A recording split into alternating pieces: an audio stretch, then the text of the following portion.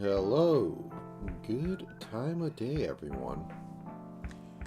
So this one's going to be a little different, unless you consider the last time I just talked about how things should work for a subject, which I think was how to improve upon community radio, which I still need to do that thing.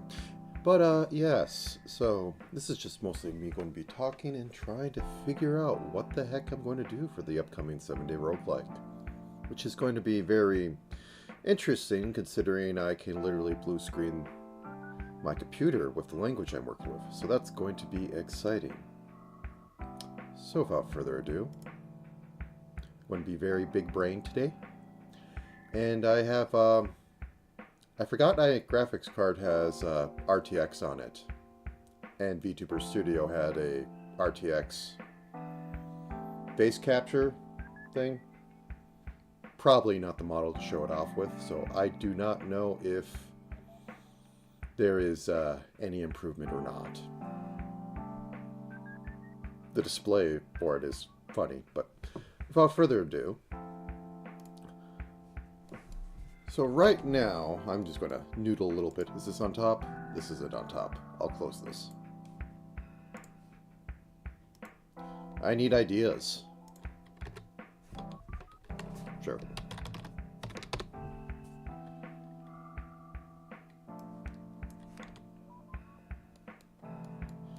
So my first idea that I kind of have is choose treasure on next floor.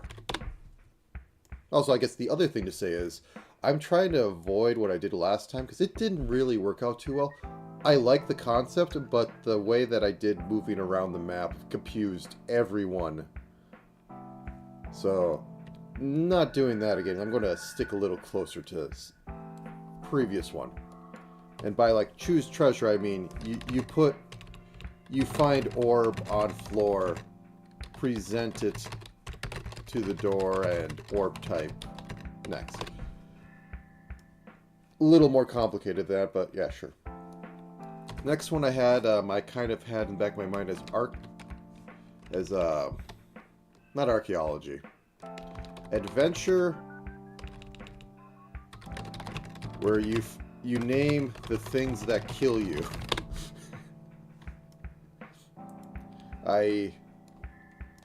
It's a somewhat, the map sticks kind of the same between runs, and like the thing that you're trying to get to is over here, but like vegetation like changes in between runs, and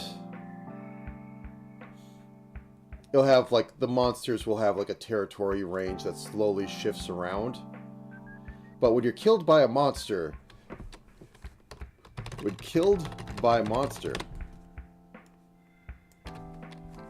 you get to name it for next run. And like your corpse will be at the location, so the weird dinosaur thing kills you here, you name it Raptor Face, and all other Raptor Faces will be named like that. And slowly shifts obstacles to keep it roguelike. Like, it's mostly procedurally generated on the first step, but I want to keep it going at that. Very classic get thing and leave. Another one I had was side-scrolling, quote-unquote, I should put that in there, beat them up. I played with this concept before, but I think I can do better. The idea I had for this one is going for the old standard of, like, you know, it's 20xx and only trust your fists. This time, like, all your friends were killed and they put you inside of some exoskeleton and you have, like, only the night left to live, so you're going to go and beat them all up.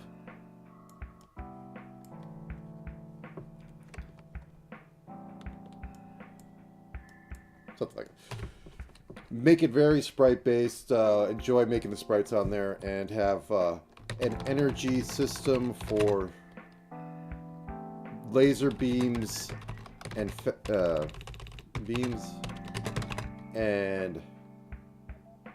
combo attacks. Basically, charge up a meter, then you can't charge for meter times charge on use. So it's a game of like planning. Like how to put it. Like you're here, and there's like 8 guys over here. And if you fight them normally, you'll just get slaughtered. But if you charge up a few times, you can just move into them, punch him, do a bunch of damage, kill him, move on to the next, and so on. A little bit of, you know, you want to go the cyberpunk edge runners route. You can also just, you know, do laser beam and do a line attack across them and get rid of that. But yeah.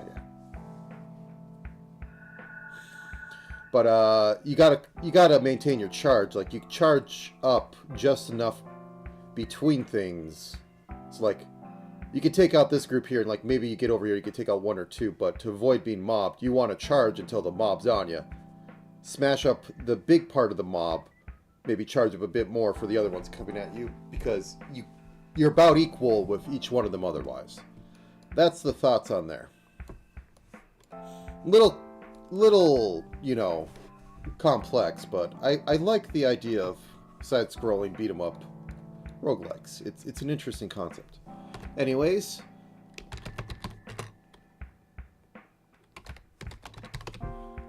name says it all.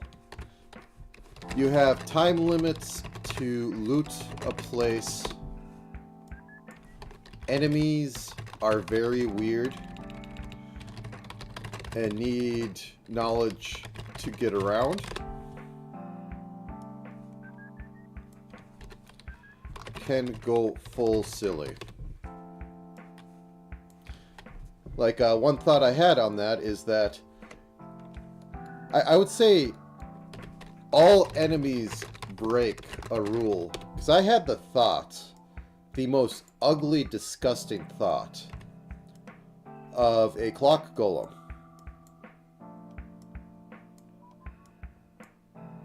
And it has a minute hand, which is more actually 30 seconds. And the hand will change, even as you don't move, until it gets around. Then the fucker will move. Just utterly bizarre stuff you have to work around with. And also Lethal Company jokes. So that's 3 I've had so far. Oh, yes, another one. Build the dungeon. So basically the idea of this one is the dungeon is like this. You spawn in this room and you don't know it, but the exit is over here. There are no doors in here, but you have little scroll, or let's use better color. We have little scrolls or whatever that you can use on the wall, and that will make another room connected to it. And every time you get to the exit or whatever, there'll be a little thing against like a dungeon master or whatever, where there are all the colors you work with. And you get to pick to put like items like healing potions or whatever in one of these rooms.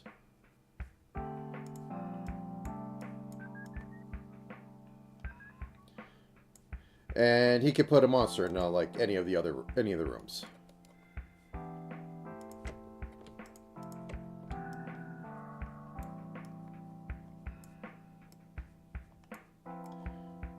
And I haven't had much thoughts beyond there. So those are kind of my 4 things. This one's an interesting one from... Okay, I'm going to go over what's interesting. This is interesting because I haven't seen it done. Besides the joke of make your own band, where you literally just make every monster, every floor as you go along. It's kind of funny that way, and also you can win on the first floor. I like the idea, and spriting would be fun.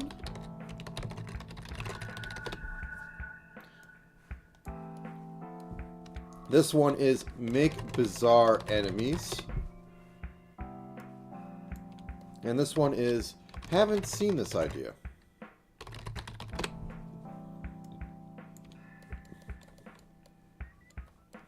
Also, I put on there, like, can make strange enemies that you can get around. The cons of it is semi-persistent. Bad roguelike form. But I think that's, like, not too much of a thing. Big area might have pathfinding concerns, but you're using C++. And what items to even use? Because it has very little theming besides, like, I don't know, dinosaurs?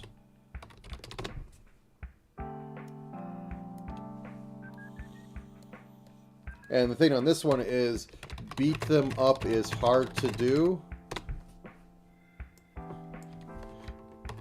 Gimmick is very bounce dependent.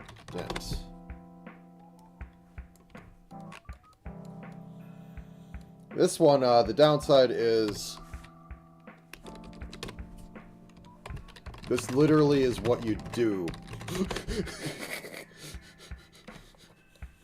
The downside for this one is maybe a little boring.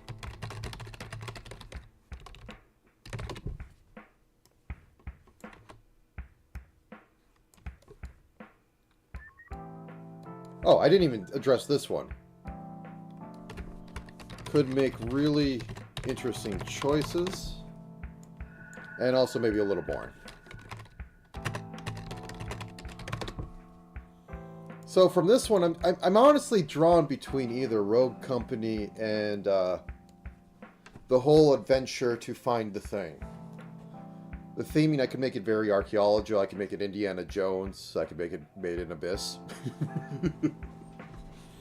Made in Abyss actually probably works as a good idea for what it goes from. But I'm not quite sure on that. Because I do like the idea of, like... Let me just open up a new one.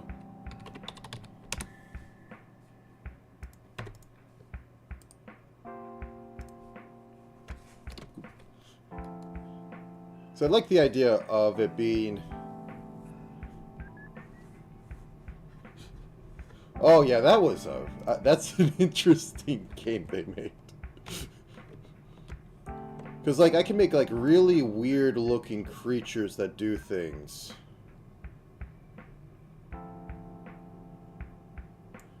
Yeah, that new game. I can't remember what it is. I only saw the thing. Like, I can make nonsensical-looking creatures and, like, just give adjectives or, like, nouns to what it does. Like, the snake-like bird attacks you. And, like, its whole thing is that... It hops to... It doesn't move and then it hops. And, like, I can have, like, two sprites of it. Like, one down in its low position.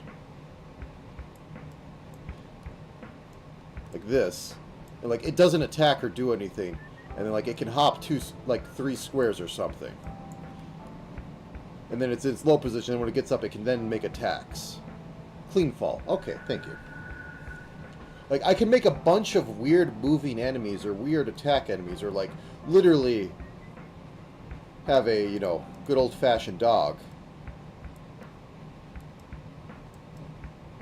And the thing with the dog is that it will just go after and eat corpses.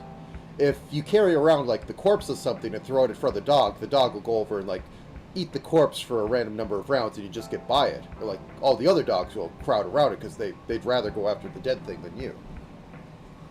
And, like, that's the whole idea of the game, is that each enemy is very niche and very chunky, which is a thing I like doing. I like making weird enemies with weird gimmicks. Yeah.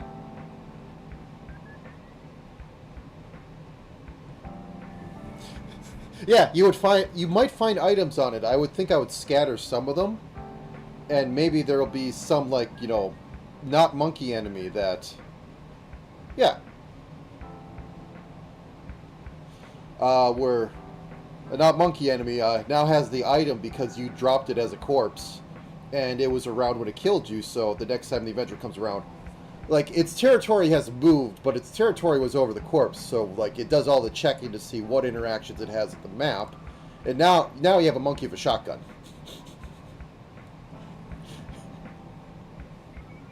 But yeah, that's the thought on that one. This one I basically gave it. It's your weird balancing act for an overpowered cyborg with expiration dates, and you want to kill all the people who killed your friends. I kind of went with Rage Machine as an idea for the title, and it requires a lot of balance. I think I'd like doing the spriting, because, like, literally I had an idea for, like, segmented sprites, so when you punch an enemy, it can, like, have its head fly off and its body go over here, like, 5 seconds before it disappears. But can do it if I make the system right.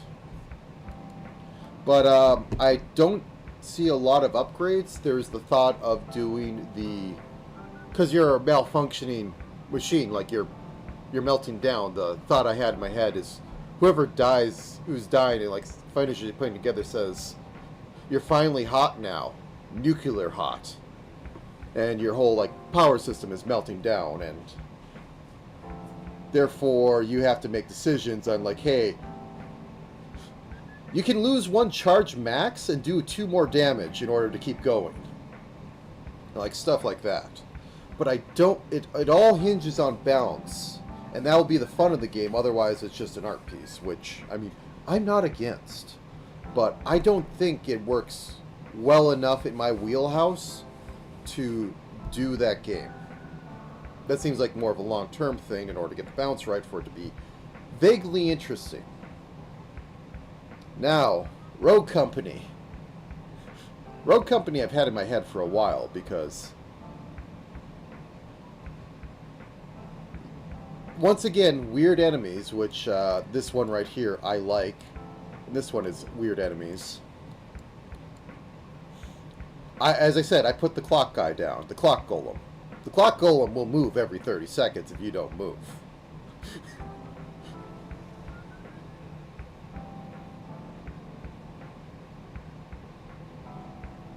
Yeah, I know it's been kind of done. I'm more like a thinking on traditional, like, left-right dynamic. Like, I can go every direction, but I literally want to have, I wanted to have, like, 2 tall sprites, and, like, this guy right here can punch you, this guy right here can punch you, this guy right here can punch you, this guy right here can't do jack, neither can this guy. And, like, when you do a punch, you can hit all 3, and then, send them flying back, which is cool, because it's a beat-em-up. You're supposed to feel powerful, and it's supposed to smack people around. But the main gimmick balancing is that it's, please go on, is that the main balancing is, like, as I said, like a power charge gimmick, where, like, you go into bullet time, and, you punch them, then you run over and you punch them again in midair, and then you run over. Ah, gotcha.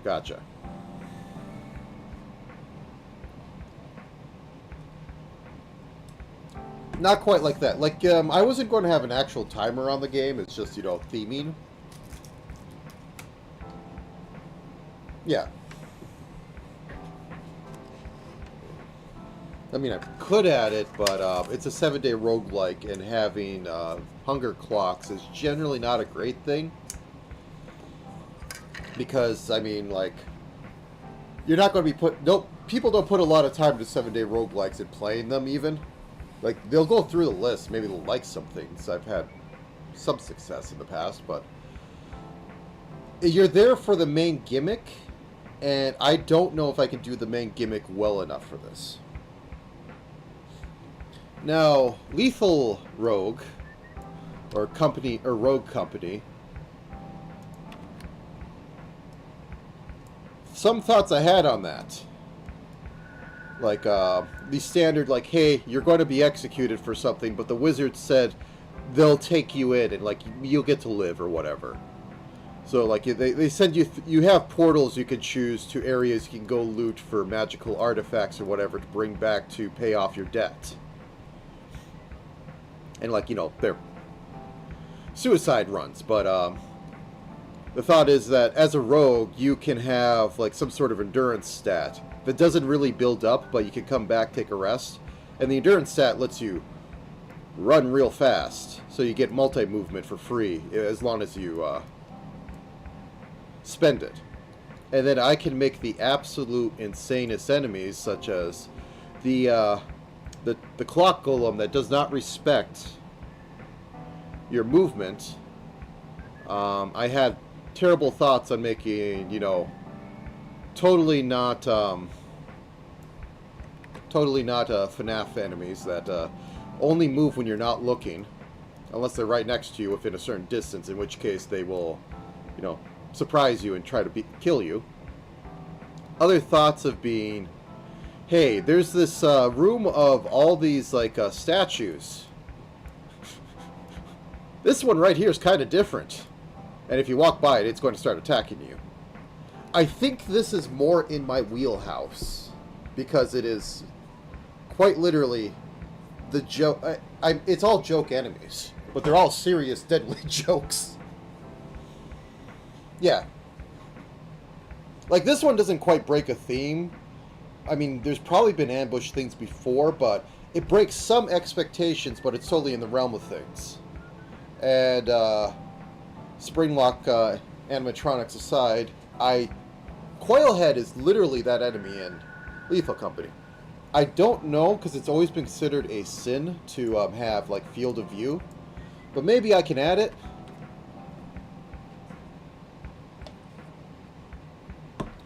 Maybe.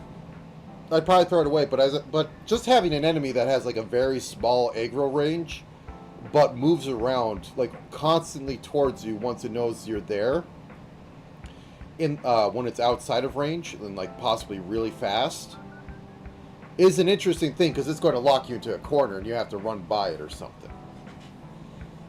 And then, also in the game, I can, like, you know, hey, here's this staff of Fireball. It has 7 charges. It's absolutely worth nothing when you get to 0. And your whole goal is, like, every week or something, you have to make so much money until you, like, you hit the final thing. Or else they just kill you because, like, you didn't make it. Your execution happened. So you have a balancing act of finding really powerful artifacts and selling them for cold hard cash to keep you going. And I can make really funny joke artifacts too. Or I can make things such as, you know, like a Easter egg that explodes sometimes when you throw it, or turns into... I mean, literally, it's fantasy. I could just call it the Chaos Egg. And it's like and it could be dropped by the Chaos Chicken. And the Chaos Chicken, like, is weak except for 10% of the time. It'll have an attack that just, like, makes a fireball around it completely and just kind of kills everything. And then I can bring back the old silly stuff of, you have a scroll on you. The scroll can cast a spell. The scroll can also be sold for lots of money. You are hit by a fireball. The scroll is now gone. Or the other one of, you have a potion. Yeah, I think I'm set on this one. It has the most meat for me. I don't know if I expand upon it later, but it has the most meat for me. You have the potion. You are hit by ice. Oh no, a potion has exploded. And you lose it. So yeah, I think I'm kind of going with this one, because I can make lots of chunky... It does... I can make the most terrible creature in here.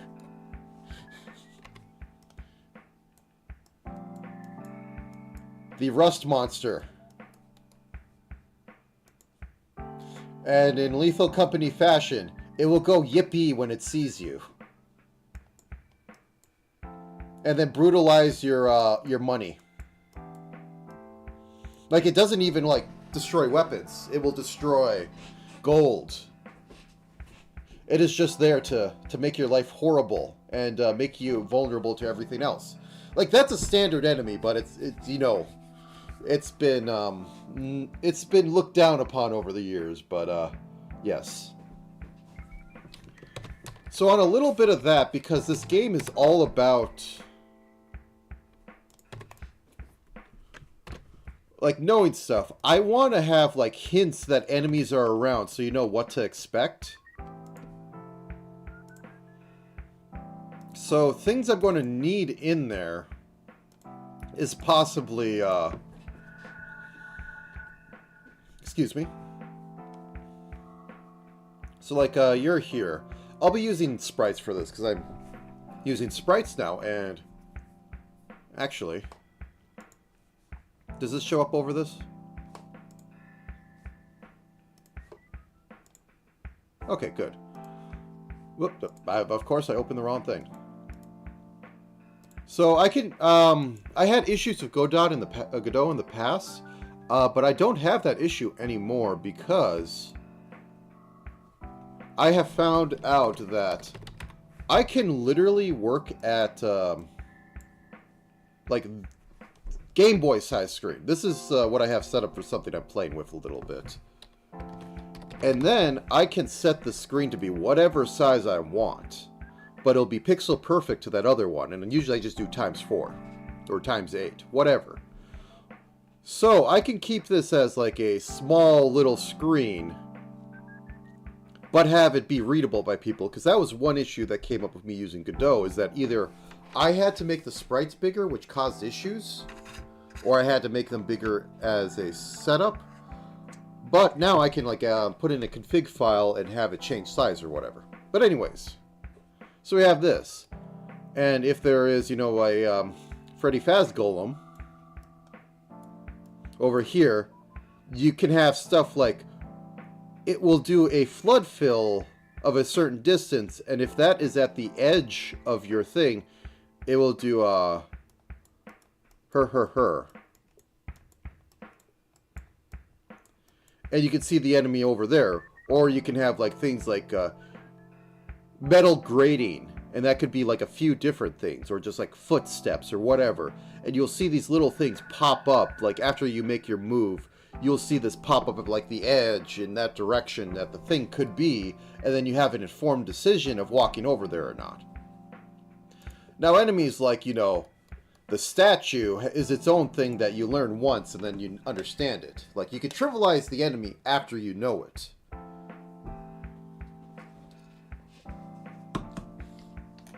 But, yeah. Har har har. Yeah, I think that's what the joke was. But, yeah. I guess I could brainstorm, because I can't think of anything else I'm too excited about. Like, I like this one. I like it in its thing, but, and while I can make really weird animals with it and all that, I want to stay in, like, the animal theme, like, not like, we're going to have a clock monster that moves out a turd, because screw you. I could probably have, like, really shy enemies that, like, hunker around the edge and then, like, you know, gank you because there's 7 of them around. I programmed that before. I know I can do it. But, it's not as exciting. It is very traditional. That would be a good thing for a full-scale game, and have it being semi-randomized. I mean, like, I can make, like, extreme enemies, too. I mean, like, as I said, Made in Abyss. There could be some weird things. But, yeah. This over here is, what I do best. So now that we have that, I'm going to start off by calling it Rogue Company. Can I make this bigger? I can make this bigger. I'll name it something else later, but its government name is Rogue Company.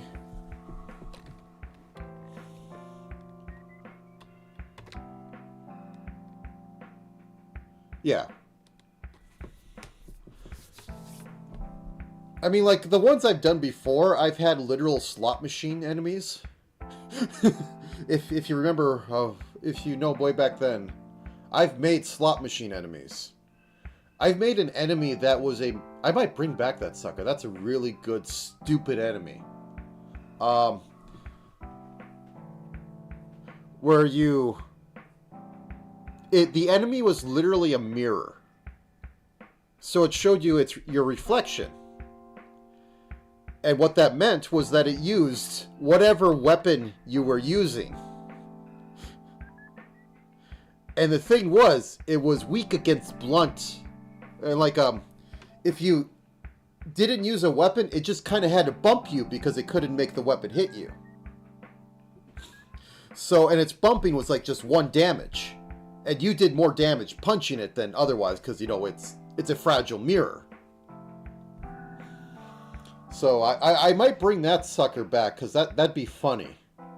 Because if you have a staff of fireball out and it sees that you have a staff of fireball, it's going to go, my time has come. So things I'm going to need for it is good inventory system, which is going to be terrible to make, but I think I can just do the traditional, like Lethal Company. Lethal Company had 4 slots. Lethal LC had big item that you had to have out and use. I think I'm going to go possibly with like 4 or 5 slots. Maybe I will literally go off the press 1 in order to equip item 1. So I can do something. Is this on top? This is on top.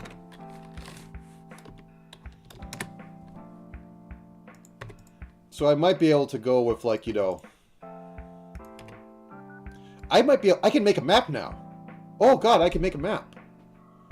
Because I can actually blit pixels in SDL Lite 2 or SDL 2, so I can make a map because I just need to look against what you've seen, and then I can just make like a map over here. So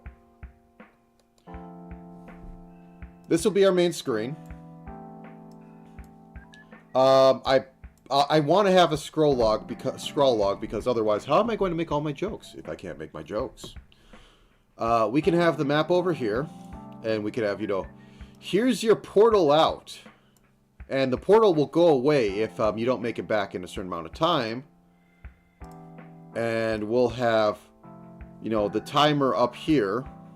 I had the terrible idea if you don't move for a minute, it will take a turn. I might still do that. I might make it 2 minutes. But, yeah. I know another game did that. And then up here, you can have your inventory of like 1, 2, 3. And then, like, I can have other instructions, like, you know, put around it. I think I wanted to have 5. And then, like, you're right here. Not as big, but, yeah. Okay. Good inventory. FPS inventory. I want to call it that.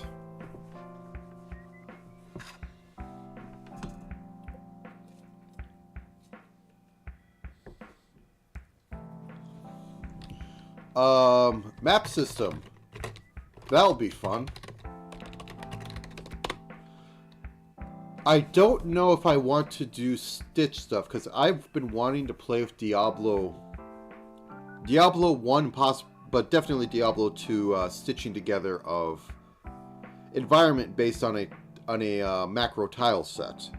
By macro tile set, whoops, that's not the right one.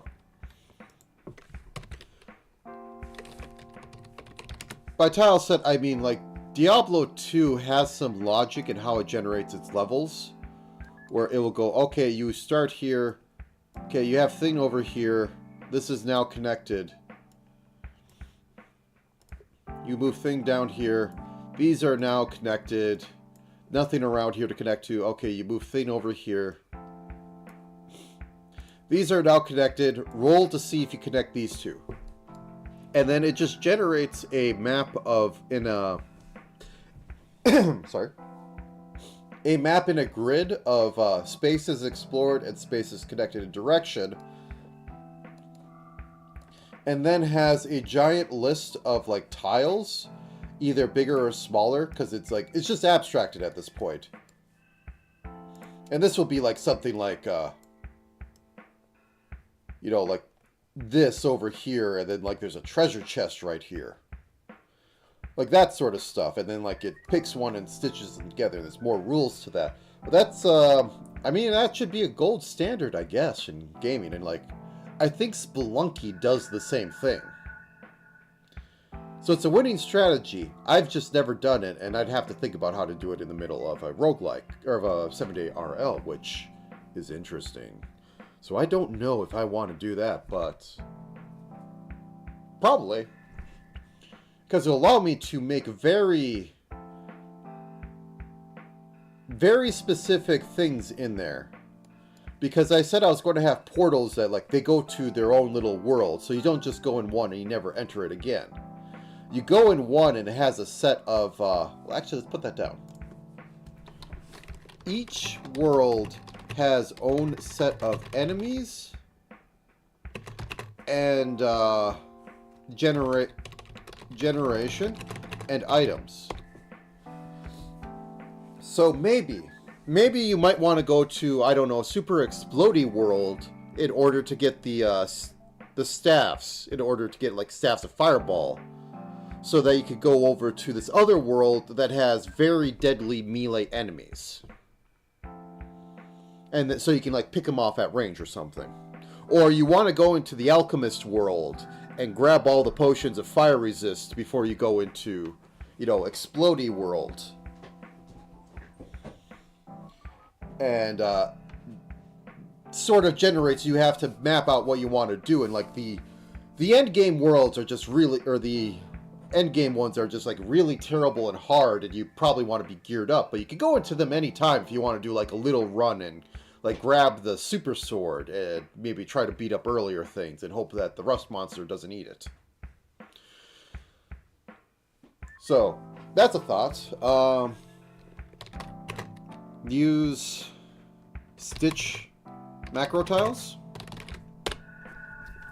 I could cheat a little bit on them, and like, you know, I don't have to have, oh, this tile is always going to spawn a treasure chest, but I can probably have those baked in, and then it'll spam treasure chests around or whatever. And I probably reuse tiles between things and just update the tile map that it's supposed to use to display them. Has time limit. Very rogue. Not traditional. Very accepted.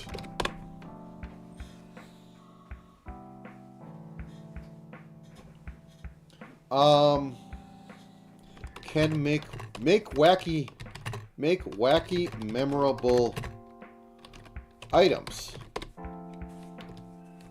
Chaos egg. Generate a magic effect at location. Any magic effect.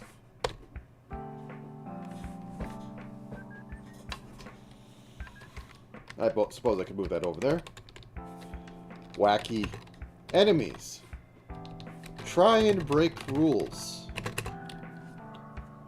Clock golem. So, now this is kind of thing. So the main thing I guess would be on here is wacky enemies, wacky items, very lethal. Yeah. Let's go down like the pillars. I need 4 pillars. First and foremost, wacky, interesting enemies.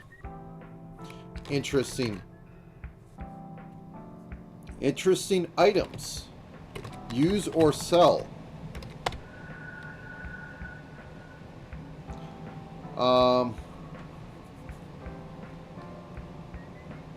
The locations don't have to be too interesting. I'm going to put that over there.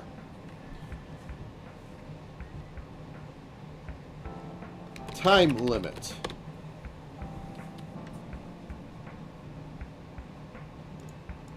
I want to say generous time limit. Like, there is a time limit. You can't slowly crawl around and use, like, the cheapest tactic to get stuff done, because you won't be able to drag back a bunch of stuff.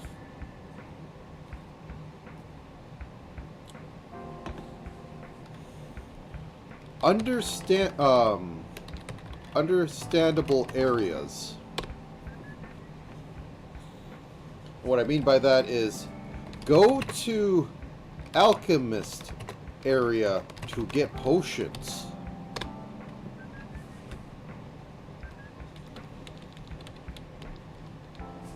Big chunky ideas. So, like, okay, let's just go down some enemy ideas. Is that good place to start? So we already have the one that really inspires me for this. Clock Golem. Will move every 30 seconds if you don't.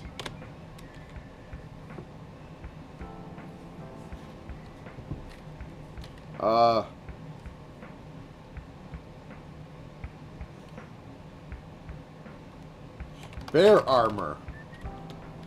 Moves, doesn't move unless under a minimum range, then it jump attacks. Otherwise, will move when you can't see it.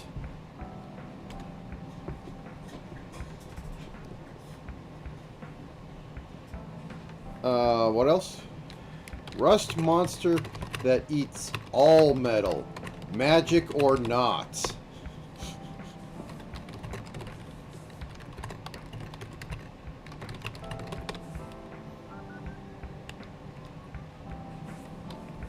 I will call it the Yippee monster.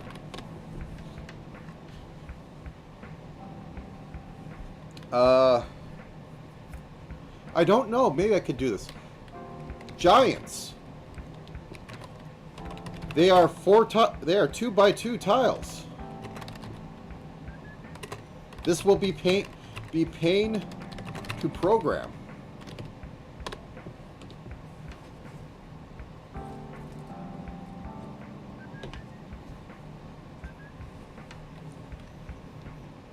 But that generally breaks the rules, so that's interesting. What else in there? Knight armor. Oh, living statue. Spawns with other statues. It's the odd one out. Other statues may be its sprite.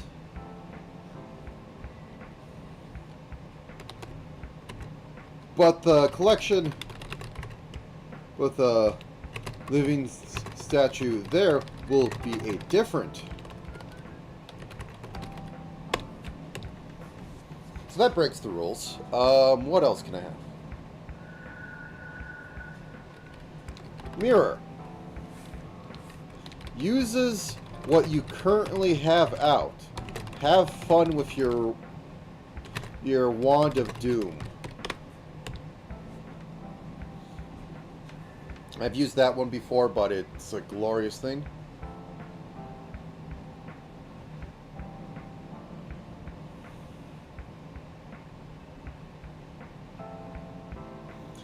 Trying to think. I did this as a prototype before, but Frog Hounds moves in a non-Euclidean way. And the way I kind of did that before as a prototype thing was that it would always... I'm going to bring this up for a second. Whoops. Was that you are here. Once it noticed you, it starts here. But then it moves in a projection of... it's going to move to this square. So that square is 3 away from you. However, it moves to this one right here. Or like it can move to like either one of these 3 spots. So it's always closing in on you, but from the opposite direction. So if you move towards it, it's going to spawn behind you. And it's a bizarre thing to work with. But only because I do not want to calculate where all the corners are and have it move through them. Though that'd be funny.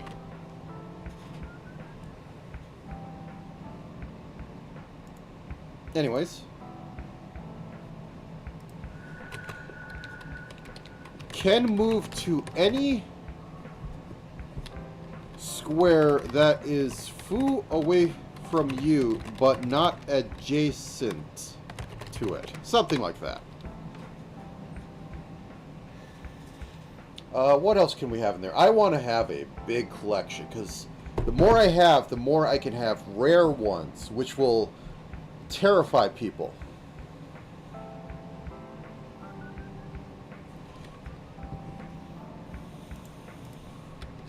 Oh, inverse rats.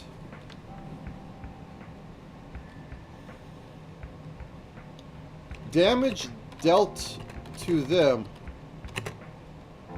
is lower. It is higher with low damage weapons. Damage they deal is higher with higher protection.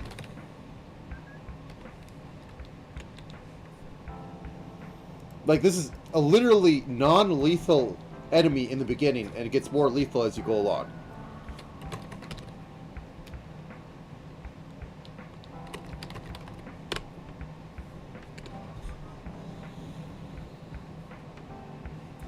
What else could I have?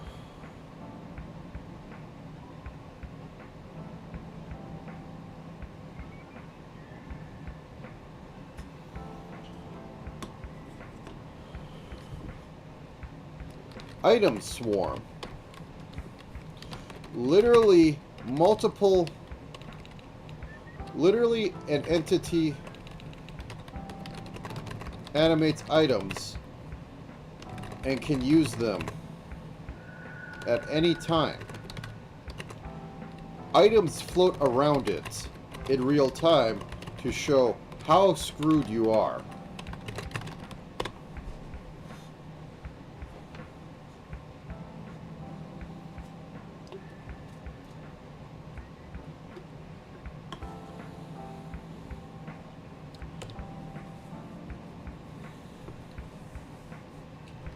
Nester will move, collects items to put in its nest, turns invisible while you're around it until you get near item, in which case it turns visible and murders you.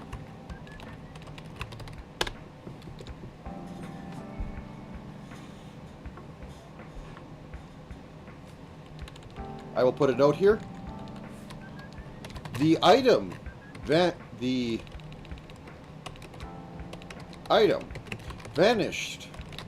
into thin air when a nester collects in front of you.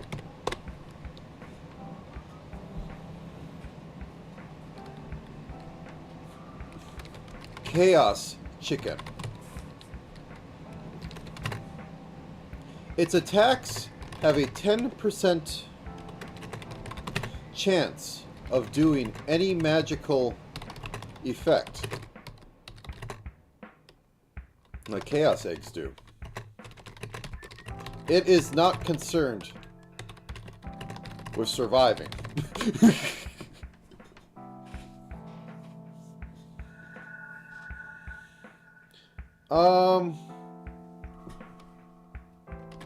Actually, so we have that. Like, what areas could we have?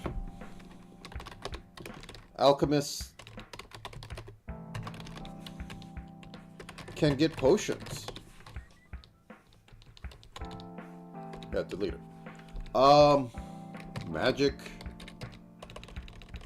Magus Realm can get staff and wands. Tomb of the Giant.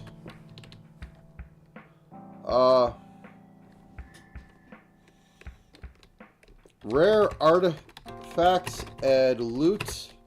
Good equipment off skeletons.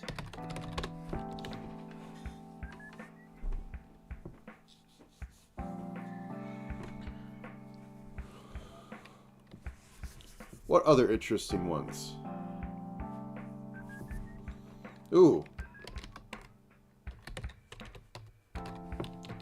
Small, insufferable small maze with loot rooms.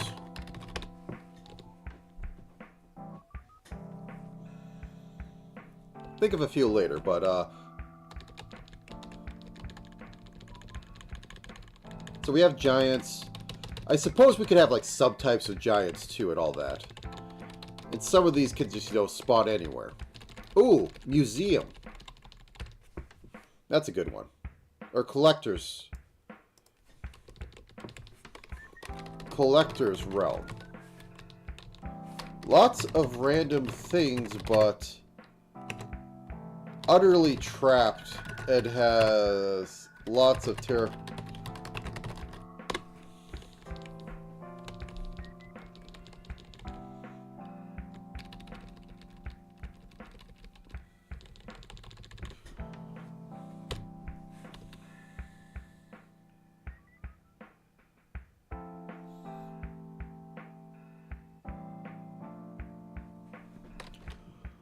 I'm just going to call this one Vortex for now. Deals damage by you moving away from it.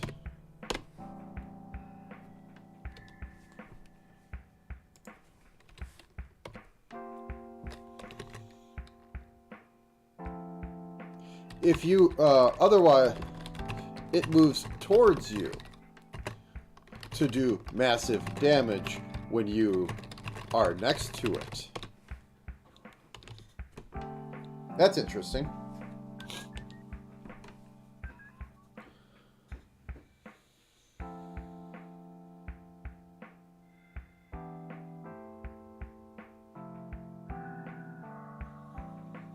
One second, I'm going to be right back.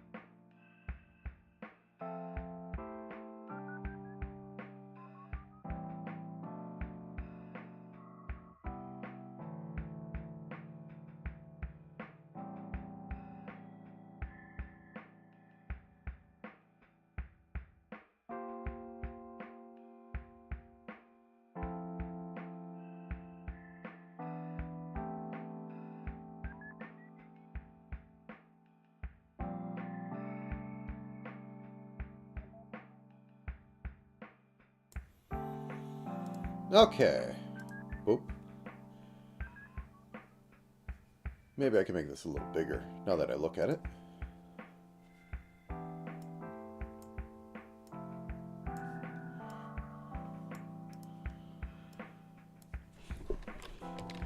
Mad Barterer will wave an item and want you to drop an item to trade. If you don't trade in a time limit, it will start throwing attack magic potions at you.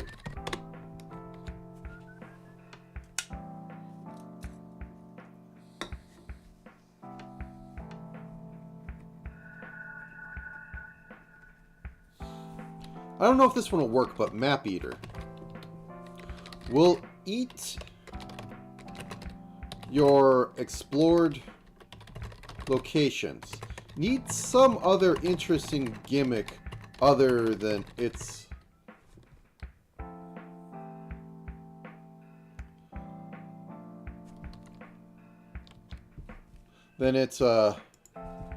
messing up map. Maybe it gets stronger.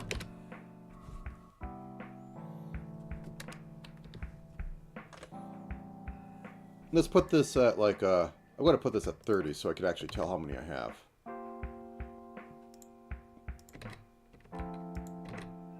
So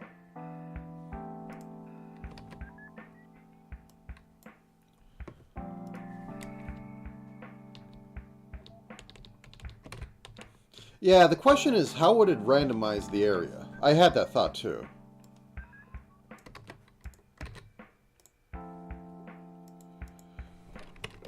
Maybe repop. Maybe spawn in enemy.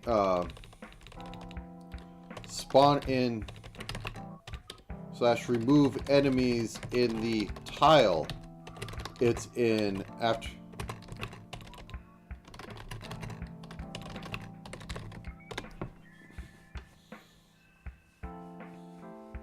Well, the thing is, we don't really have a lot of stronger variants. Everything should be as strong as it should be. As it is, because we don't get to show the minutia. A person's going to play this for maybe 30 minutes. And that's all the time people will ever see it. So that's like 13. I'd like to go for the standard 23 alphabet of 26. The alphabet is 26. Isn't it? Latin alphabet.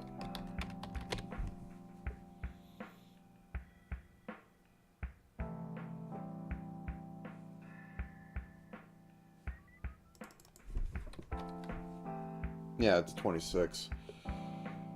I won't be as fun as I get to, like, you know, put a letter for each one.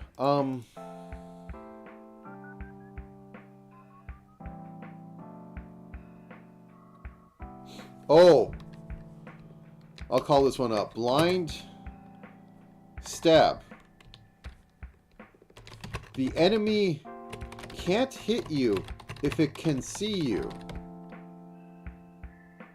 It has a range of 3, and walls don't matter for it hitting you.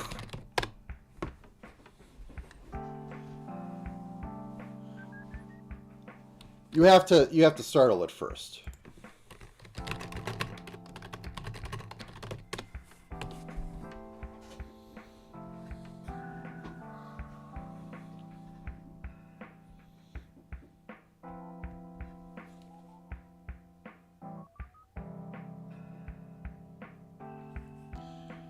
I also want something that deals with, like, changing terrain.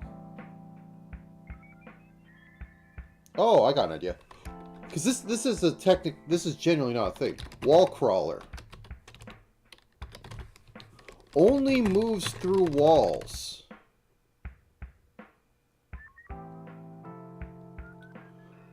Only moves through walls. Can attack some distance. And only shows up when it moves or is in attacking mode. Probably very annoying, but very memorable.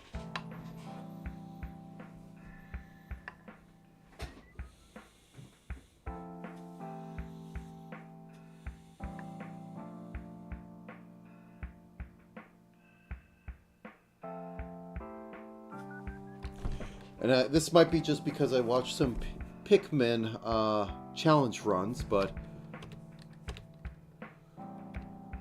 Blink Beetle, harmless, but will make electric arcs to other Blink Beetles or metal items on floor. Randomly.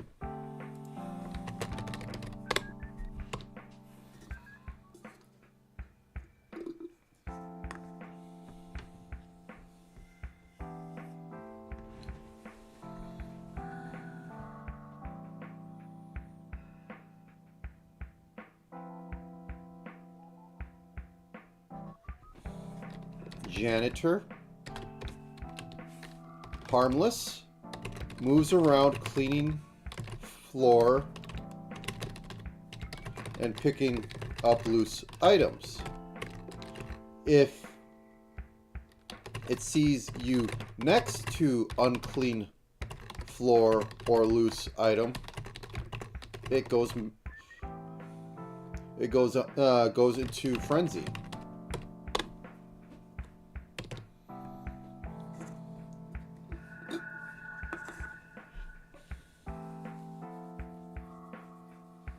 So that also puts, I want to have a blood splatter system.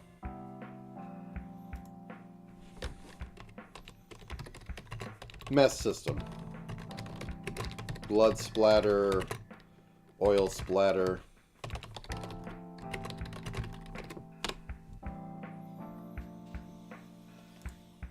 So I'm probably going to have multiple flood fill things in order to have the gradient for like the janitor to move to the nearest mess, and to have also items on the floor that go around. But I don't think that will be too hard.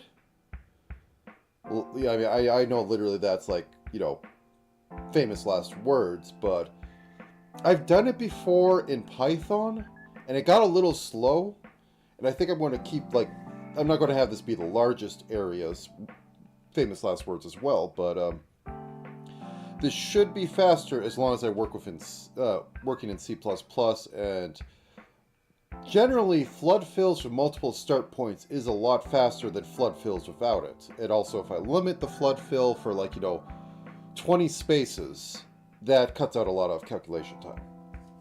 And we already have the flood fill set up for the enemy gradient pathfinding, which is just what I'm going to abuse for all this.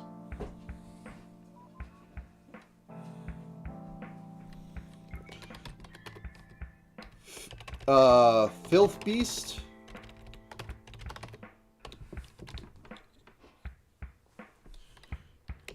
Will be attacked by janitors.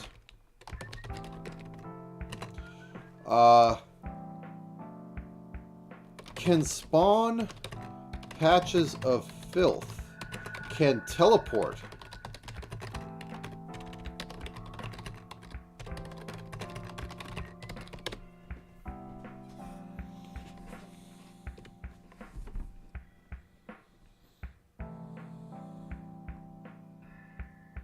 Oh, here's one.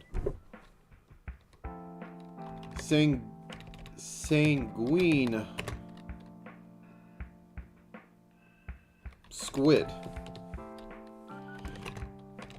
Sits in one spot, but makes blood tendrils by making blood stains on floor extend. Can attack through all blood sources connect. Yes.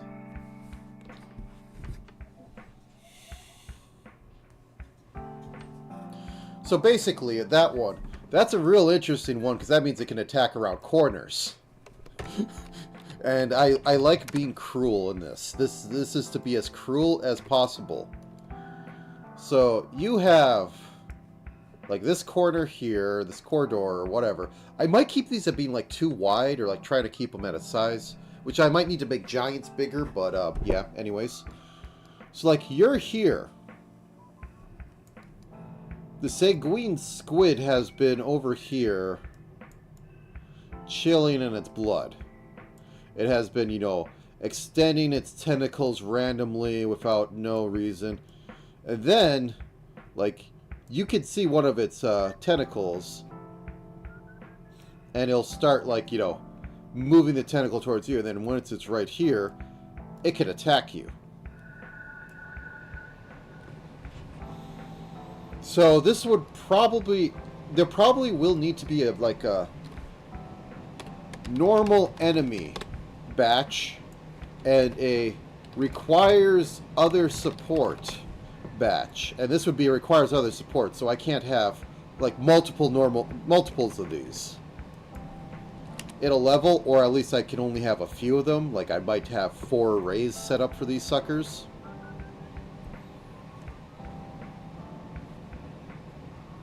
But yes.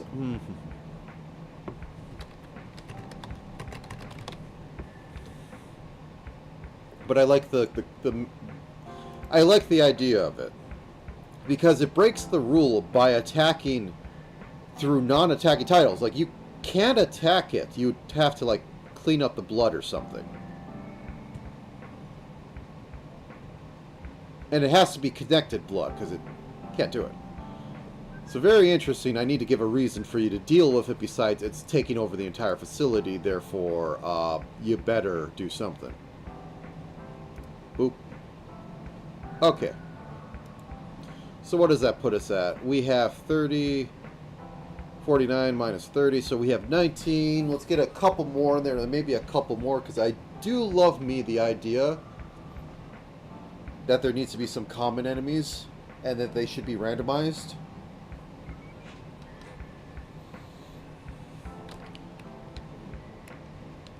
This is dumb. Magnetic pigeon. If you are wielding or wearing metal armor, it can instantly move to you and start attacking. Very dumb. Probably a weak enemy, but it will do something.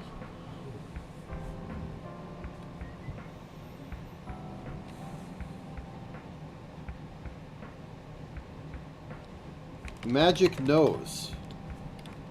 If a magic effect happens and is in range, it will teleport next to that. So it's basically it's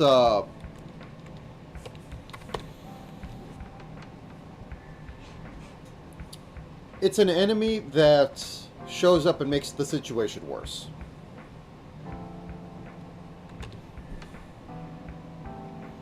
I want to have a few other territorial ones.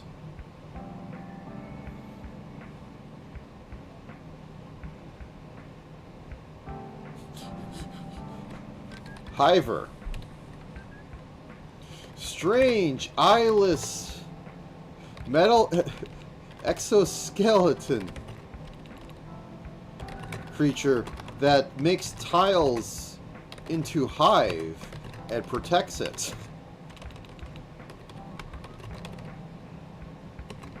Can merge with hive walls for ambush. So yes, we'll have a xenomorph that literally hives up an area and then kills anything that enters it.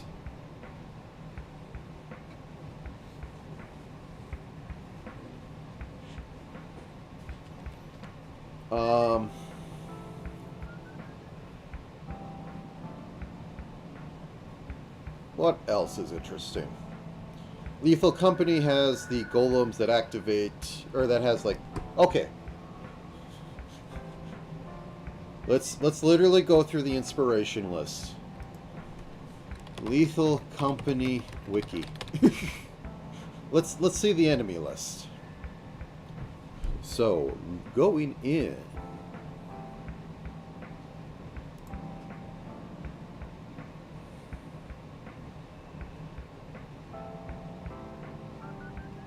So we have the Barber, which I'm not going to look at because I don't know anything about. We have the Bracken, which, you know, approaches you and then goes away when you look at it, but otherwise snaps her neck. Bunker spider, it's a spider. The butler, I don't know his mechanics, but I know he just has a knife. And I think if you stare at him too long, it might go off. Actually, that's a good idea. Yeah. Shy knife beast. Harmless. But if you stand around it too long, it will go go into a frenzy.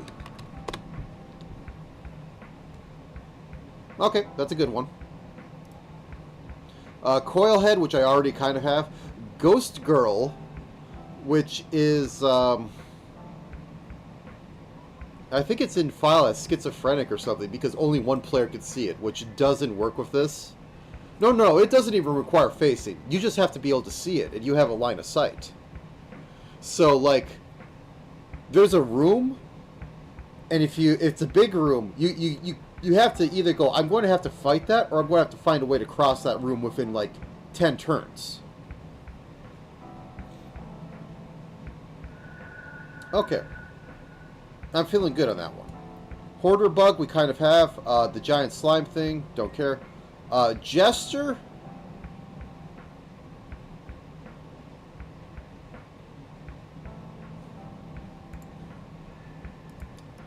Yeah, I like that one. I have an idea. Surprise Mimic. Friendly Mimic that will follow you around and spawn items. Or actually killer mimics. Or smaller kill. So this one's interesting because it can give you stuff. Or it could spawn small killer mimics. Mimics that use the stats of a weapon they're mimicking. So these two go together. But I think that's kind of fun.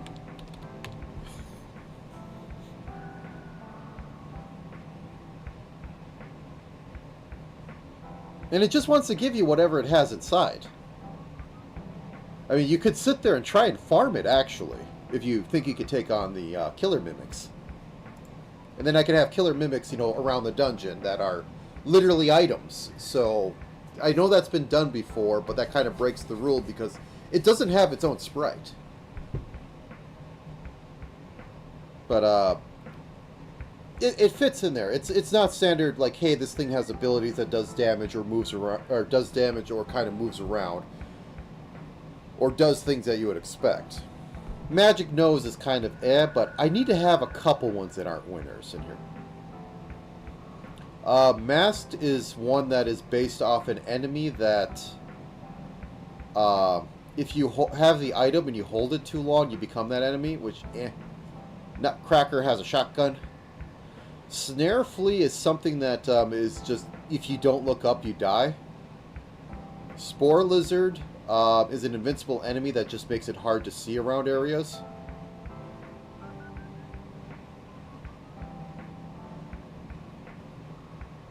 You know, that's not bad, actually. That's a somewhat of a thing.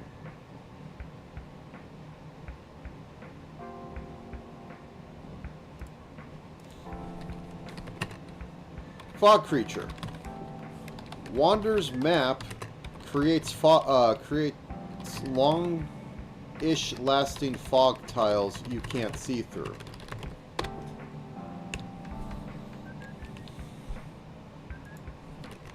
Will attack from fog if you're in fog.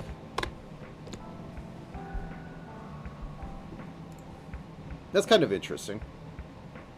I have to revise some things, but I think I can make a layer of fog that is literal fog. And then I can also make a fog potion, which means enemies can't see you and you can't see them, and they'll stop tracing. Works into other things. Very nice. Okay, what's else on there? Thumper.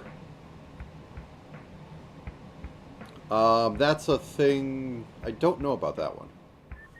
Oh, that was the big enemy. Okay, on surface.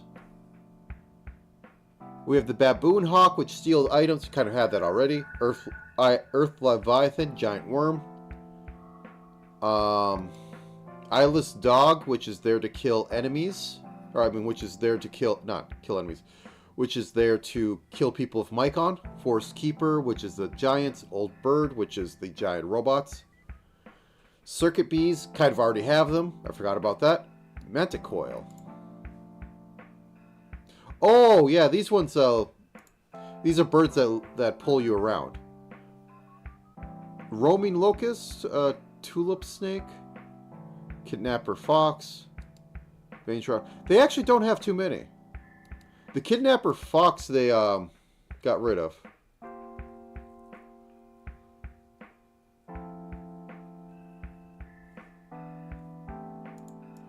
Yeah, and the Vein Shroud was like just because the Fox made too many of those and people got annoyed by it. Hello! I have a list of ideas I was going through, and I have settled on Rogue Company, all because I can make the stupidest enemies possible. Let me go through the list. The current list is the Clock Golem, which is an enemy that will move every 30 seconds if you don't move. That means it will come up and kill you. We have Bear Armor, which doesn't move unless under a minimal range, in which case it will jump attack you. And it moves when you can't see it. And it goes har har har. We have the Yippee Monster, which will eat the metal items on you. We have the Giants, which are 2x2 and are going to be utter hell to program. But yes, I've gone with the theme of I make the stupidest enemies in a Lethal Company fashion that are very memorable for why they're so weird and somewhat nonsensical. And I'm going with that. Living Statue. In rooms that statues spawn, one of them might be living and slightly off. Mirror. Will use items that you have in your current slot. Frog Hounds. Totally not hounds and Tindalos, except they move in a very weird way. They never move adjacent to themselves, but they can move within a distance to you. Yes! Do I have the thing up? I've been taking lots of random notes. This is currently the setup. I'll actually have a map with this, because I can draw pixels with SDL. But the idea, kind of, is to...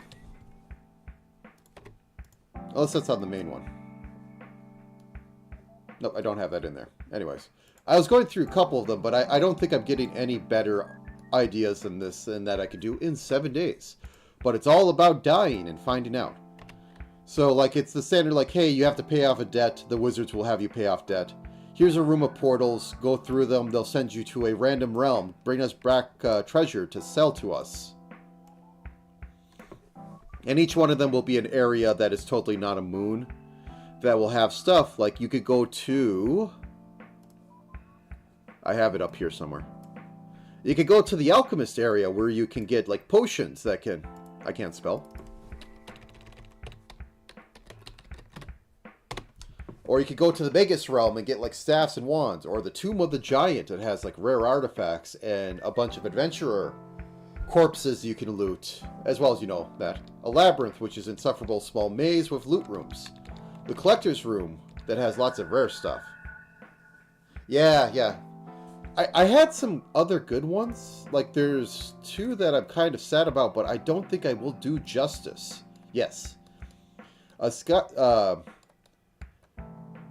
one that I really had in my mind for a while, I don't have a name for it, but there's a there's a semi-generated area. Like it generates it once and then it slowly warps it between runs where none of the enemies are named and they're all like kind of weird and follow rules, but they're otherwise animals. And every time you die to one, you get to name it. And that's part of the play in it, is that you get to name the enemies that kill you. And then you leave a corpse there with like your items on it, so you can Dark Souls run to it. And then like the terrain slightly changes between runs as they like the plants grow, wither or whatever, and you try to make it to like this area and get the thing and come back. That's the whole thing of it. Like, very nice little design. I don't get to be too wacky with it, but that seems like a good little general roguelike you could go with.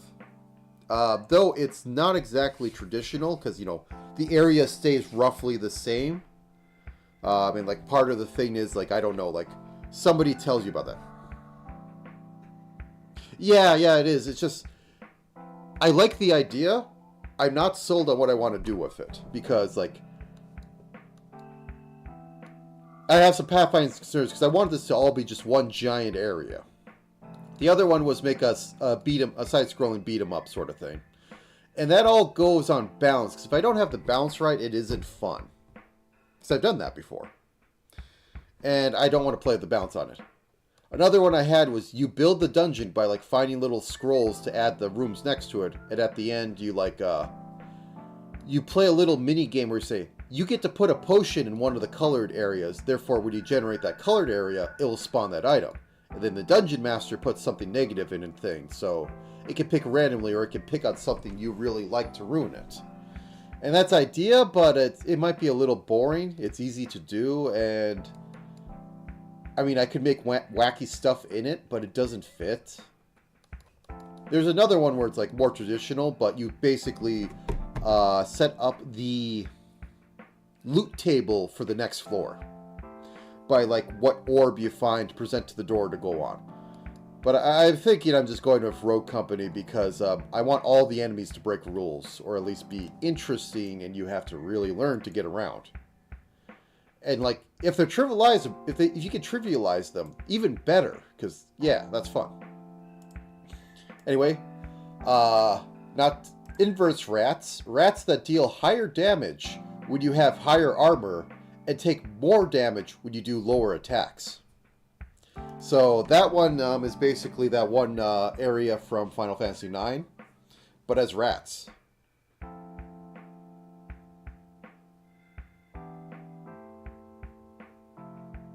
No, actually, the thing with this one down here, I was going to cheat and just have this all divided up into rooms.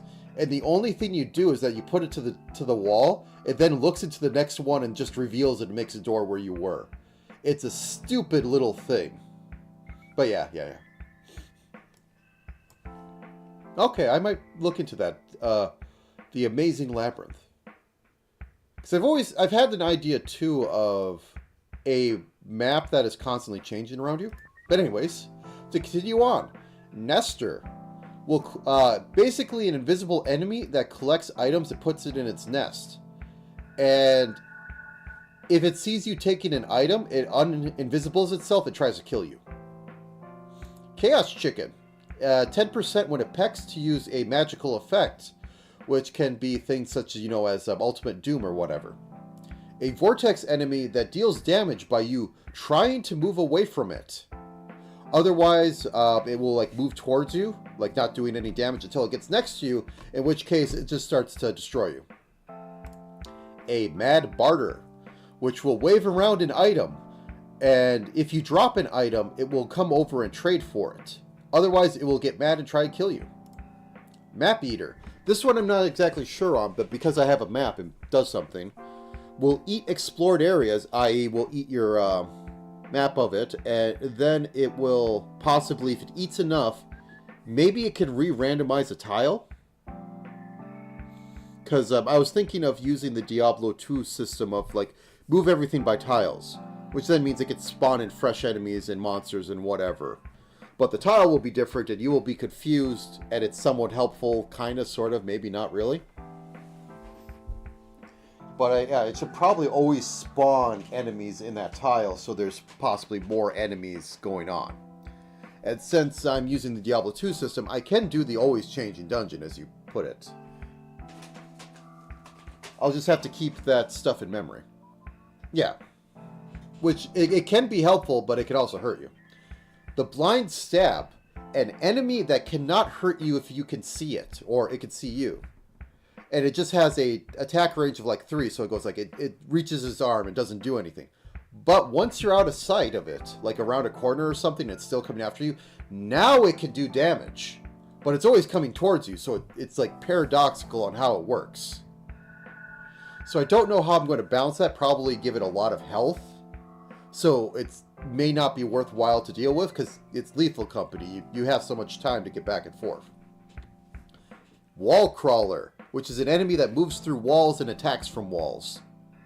So it's a very territorial little monster that might get trapped because of doors or whatever. Or it could be an ultimate nightmare that follows you around the entire area because of how things are connected. But yeah. This is totally not a Pikmin enemy. The Blink Beetles, which are harmless until they emit electricity, which will link to other Blink Beetles or electrical items on the floor and, deal damage in a line between them. The Janitor. Absolutely harmless. Absolutely overworked. He moves around the dungeon, cleaning up blood and filth tiles, and picking up stray items as long as he has inventory. And will go into an utter rage if it sees you next to a filth, or next to a tile, next to or on a tile it will clear, or a loose item.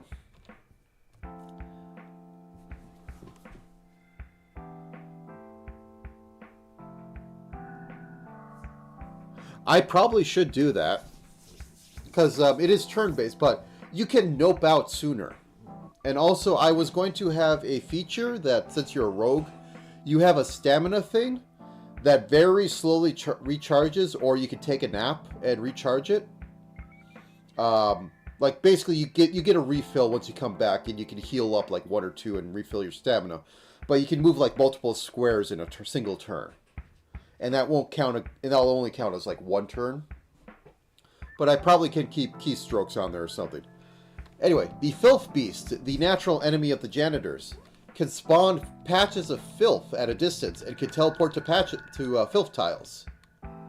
So it cheats by like making where it goes from, and then it can, like, if it can see you and you're on or next to a filth tile, it just teleports over there.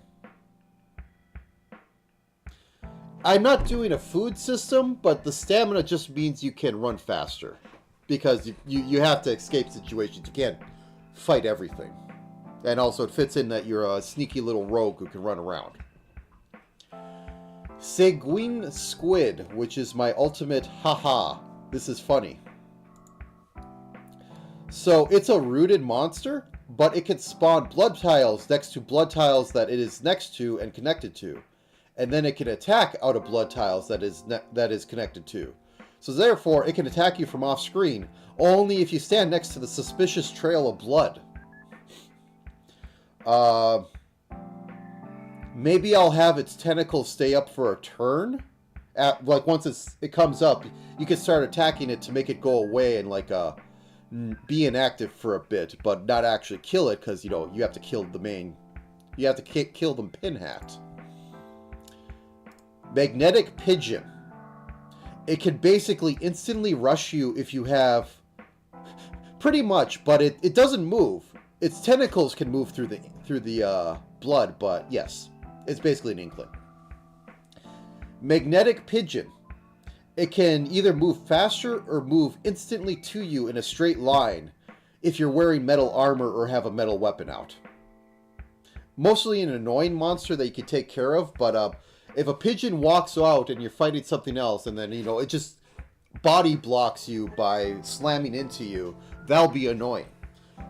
I don't know, I could make it worse by having it do damage equal to how many tiles it moves in its pigeon rush, and that'd be hilarious. The Magic Nose. Something that just wanders around, and whenever a magic effect happens, it can teleport next to it. It's basically changes the situation, because it's going to attack you, because it just does. And it just teleports into a room where you're possibly already fighting something, so it really changes the math. Hiver, a strange black obsidian creature with an exoskeleton that changes the walls to be hive. And then it can hide in the hive walls, being invisible, until you come by so it can ambush you. Strange creature with no copyright on it. Shy Knife Beast. It's a thing that, like, if you can see it for multiple turns, it will get mad and start attacking you. Otherwise, it just wanders around. Surprise Mimic. A friendly mimic that will follow you around and sometimes spawn items. Those items may be killer mimics that may attack you with the item stats. Enjoy your magical items.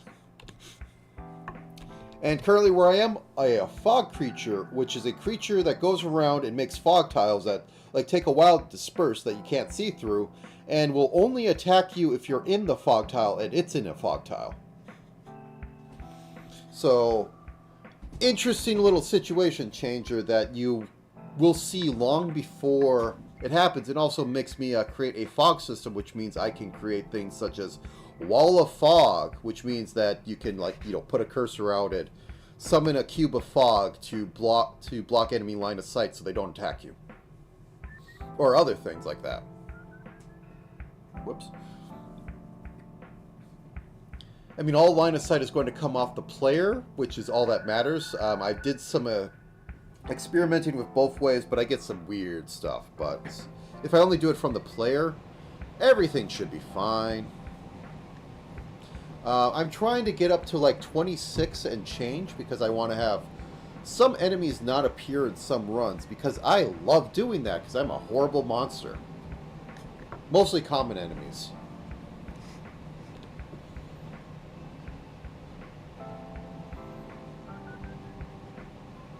I'll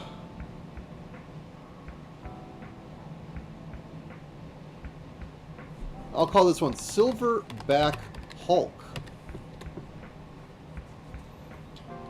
A powerful monster that patrols the dungeon.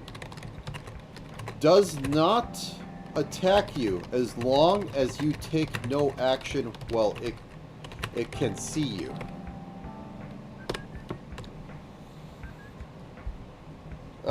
Interesting. I've never seen something like that.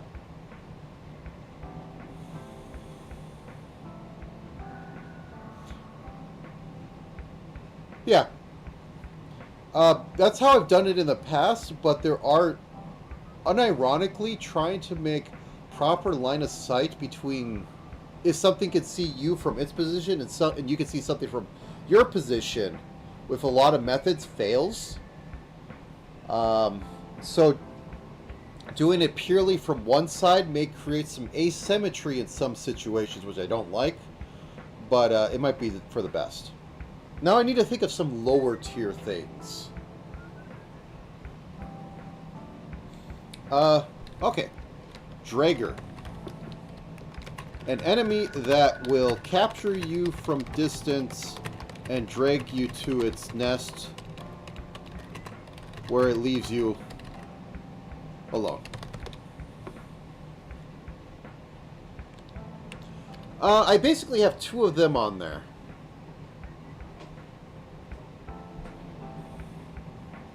I mean, basic is fine. I just need to have big, chunky effects that people can work off of, and that will be fine.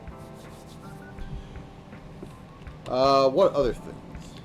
I've also know I need in this setup that I basically have two sets of enemies that can infinitely spawn on the map, and some that need some established stuff, which I think Lethal Company does, because the Bracken requires pathfinding to its like little lair where it stores all the bodies, and I might need some extra maps. But the thing is, with how I'm going to get into this for a minute. The thing how all pathfinding is going to work for me, because I am lazy and I like to have stuff work like this. Poodles might be funny. I just have to think of a gimmick with them. That said, having a few basic enemies that just are fodder, as long as they're silly, might work. Oh god, I had terrible thoughts. No. Oh, no. This is perfect. Thirdibus. poodle-like enemy that only... that stays away from player but follows it and may alert enemies. If 3 of them are in sight, they will converge to form Cerberus. Demonic Dog Guard can cause... No, they're going to be randomly spawned, but if you see 3 at a time, you're going to have trouble. Powerful monster that can breathe fire magic effects.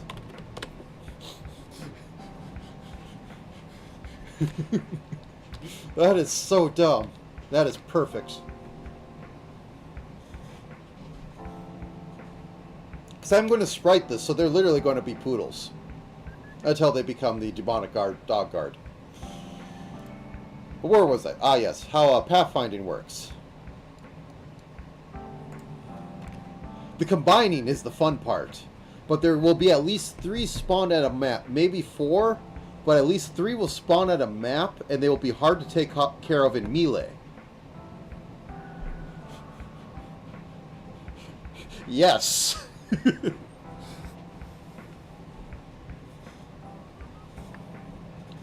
And maybe I can have it like the barking can attract the other ones so that they can pathfind to it. But anyways, on the subject of pathfinding, I have the most terrible one that is kind of used.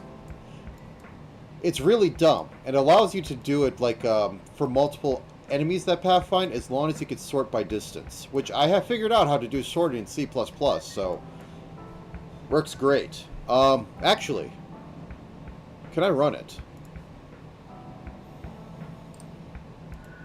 I think I just have it still set up in my basic STL thing, and that should display, possibly? Maybe I have to go over to the programming scene? Give me a second. Not that it matters, because they're all the same scene. So if I run this... There it is. Okay.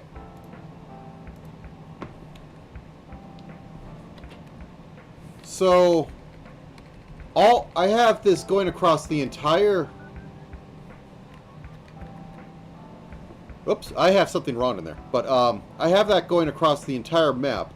Basically, every time the player moves, it will start that as being like 0 or whatever. And then it will just do a flood fill that increments across it until I hit everything has been touched and it can't move anymore, or some arbitrary distance where it can't do it anymore.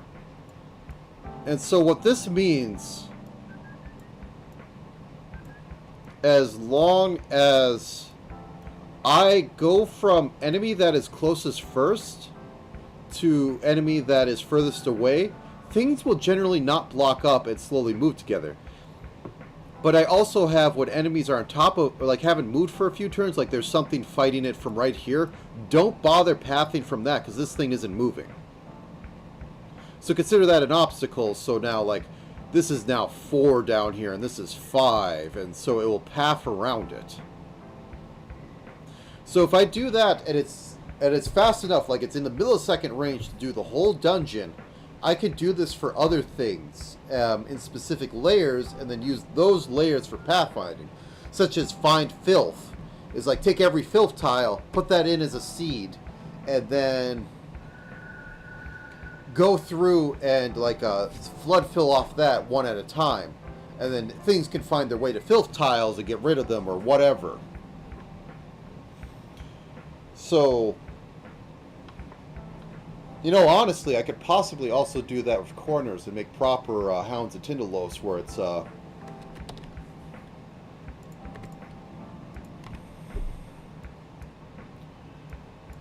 so we have corners. They have a 0, and they go out. So at this, well, no, it'd have to work for each individual corner would have its own thing, and that gets a little big fast. But so probably not. But yes, I like the poodles of Doom. That is very funny. And they're more annoying until you find all three and then you discover their horrible secret.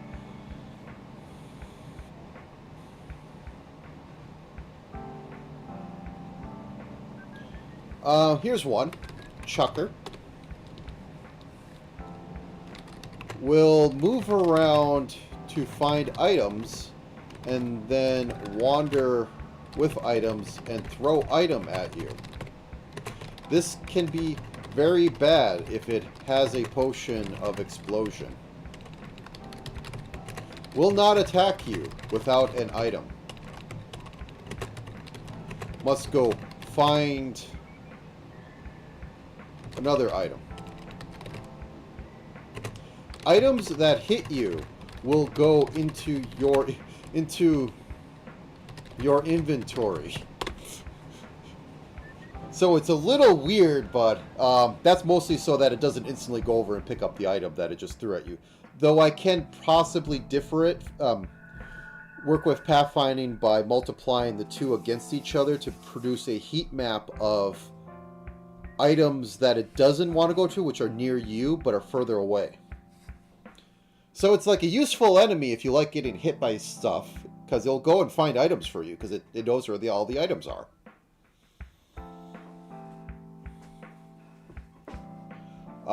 What other low-level things? I have a rat that is low-level, but it will kill you if you're high-level, which is hilarious.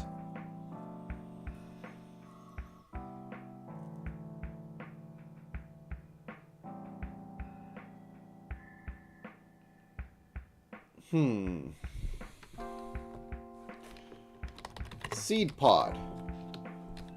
Very weak enemy, though when attacked will spawn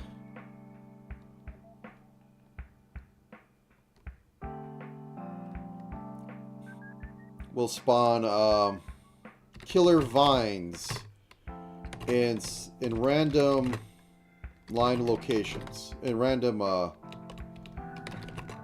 thrown locations.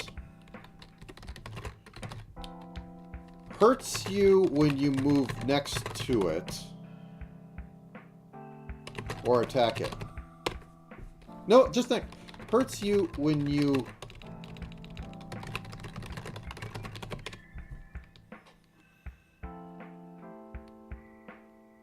Yeah, it's basically the one area from Final Fantasy IX where I believe low attack items deal more damage. But low attack items will deal more damage to it, high attack items will deal less. But it deals damage to you based on your defense. If you have low defense, it doesn't really hurt you. If you have high defense, it basically kills you.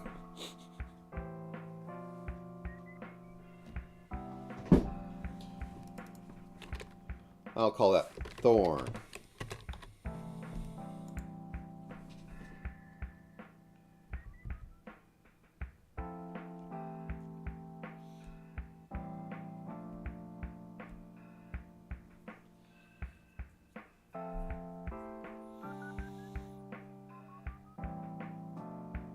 Yeah, pretty much.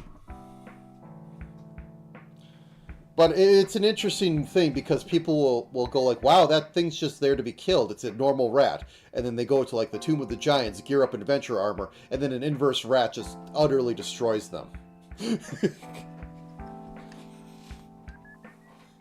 What's another low-level one? Oh, here's one. Portal Fae. Runs around and creates portals that warp between other random portals, including your starting one. Enemies don't understand portals. So they'll walk into it and just move around, so you might have a bunch of enemies at your starting base.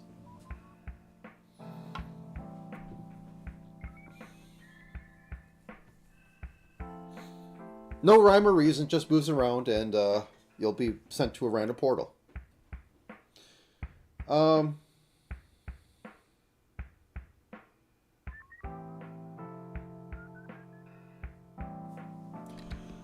Glue slug. All things next to it get glued, which means they take a turn to pull at to pick up. You also get glued. I may not want to do debuffs because then I have to keep track of more things on the entities, but maybe I might get to it. Also, technically, Lethal Company doesn't have debuffs. You just die. You get glued. It takes a turn of trying to move.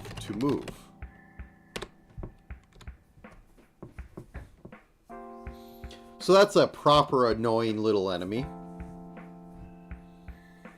The glue. I'm really sad I didn't get to do the Lemon Woman's kitten form animation. It's been lost to the sands of time. Anyways. Oh, here we go. Cheshire Lion on the thing of kittens. Is a floating smile, then set of eyes that follows you around that can't be hurt, then turns into a proper lion that mauls you.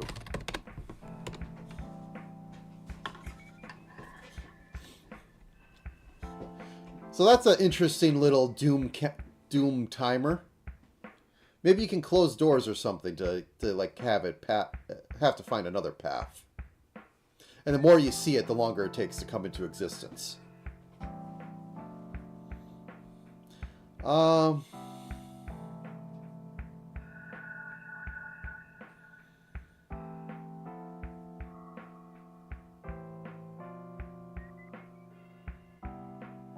Also, I would want to say a lot of these things I want to trigger into like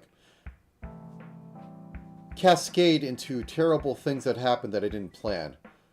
Like technically, the portal fey may summon the magic nose around it if you step through a portal, because magic effect happened. It makes a portal, you step through it, the magic nose teleports there.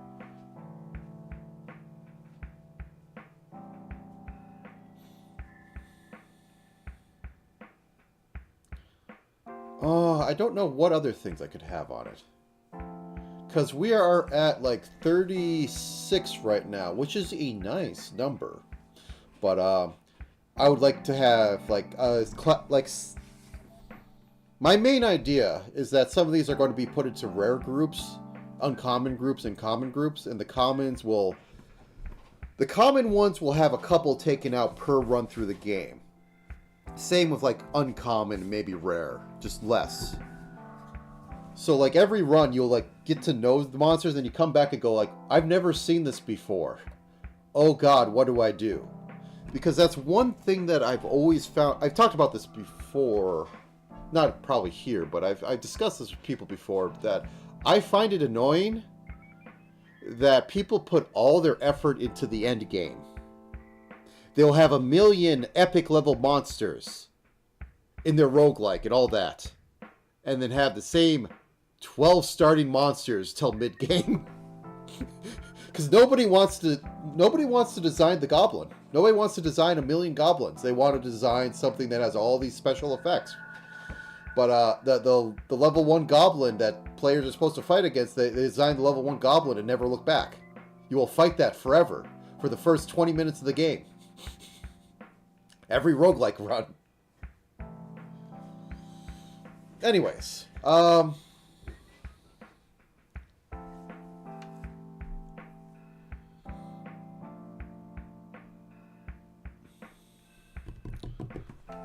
Scrap bug.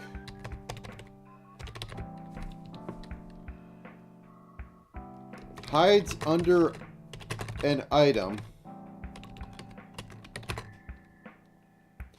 and will move to another item to stay at. Low level, mildly annoying. Will attack if you pick up the item it has. So that's a nice little low-level thing that's kind of weird. And it's kind of like the Mimic one, except it's big suspicious little locations. And I don't think I'll spawn killer mimics that often. They're supposed to be spawned by the surprise chest. Excuse me.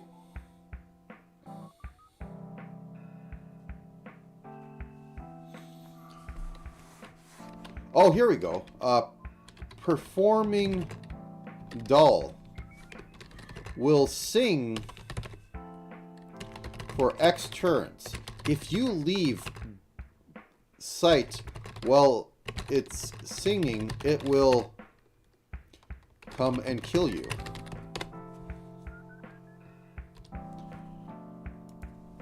Will then rest for few turns and start again. Maybe wander. Does announce it will do a performance.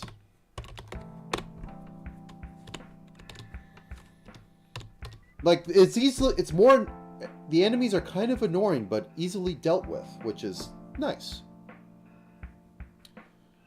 Oh yeah, also on the starting gear thing, like, you might just start with a knife and, like, no armor, which means you're basically invincible to, you know, the rats. But, the whole gimmick is that you're supposed to be paying off something or else the wizards will kill you. Because they basically bought you off to, like, you owed a lot of money and you were going to be executed for it. But the wizards paid off the thing and going to get you to get more money than what you did by going to dangerous areas and bringing them back. So there's a weird balance of... You can keep the item and keep using it. And things like, you know, like wands of explosion. They're worth more with more charges. So you could either save yourself or you could pay off the loan for, like, that round.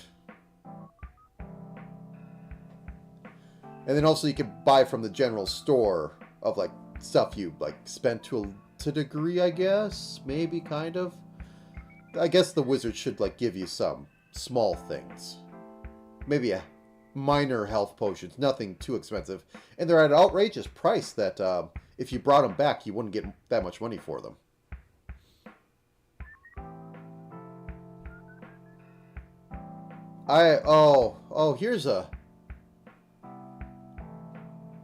Here's one. Overly helpful fairy will heal you if you're hurt. It will continue to heal you until you pop.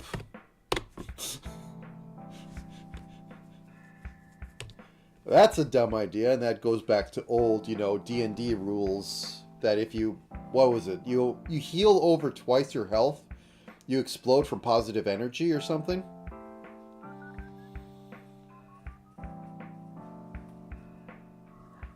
Yep. So that's a nice one that's very niche and helpful until it's not helpful. Okay, what else?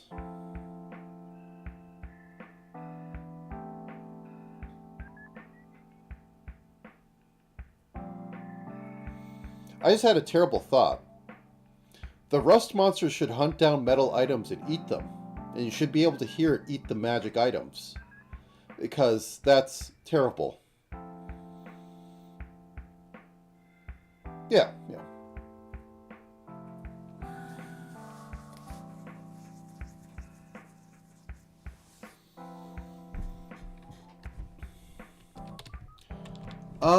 Potion slime.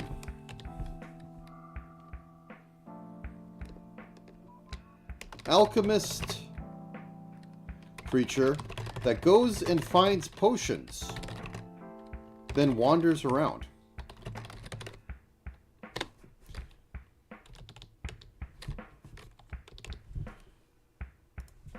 Should totally be a spell of summon potion slime, which will pull a potion slime to you. These were made for strange, lazy alchemists.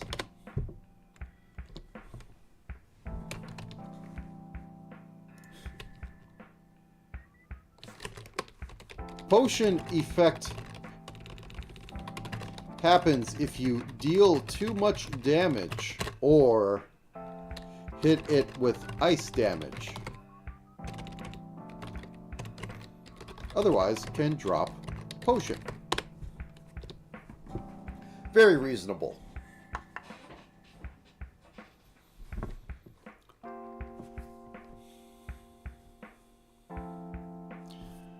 I'm having a lot. This might be good, and I might want to focus on making weapons now, but I'll probably, like, throw out a bunch of these because, too hard. But what else can I do? So I still have, like, a filth mechanic and, blood mechanic.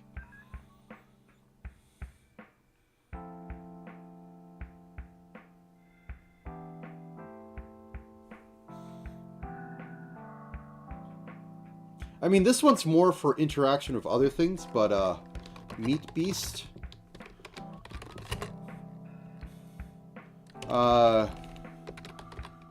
Creates blood tiles when moves and when it attacks. Has higher damage for blood tiles around it. So this is more interaction with, like, Janitor, the Sanguine Squid. I should probably also have something for, like, filth.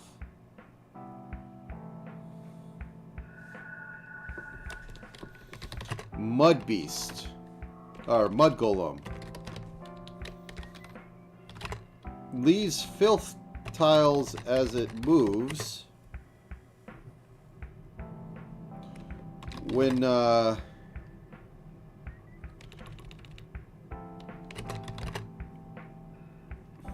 destroyed,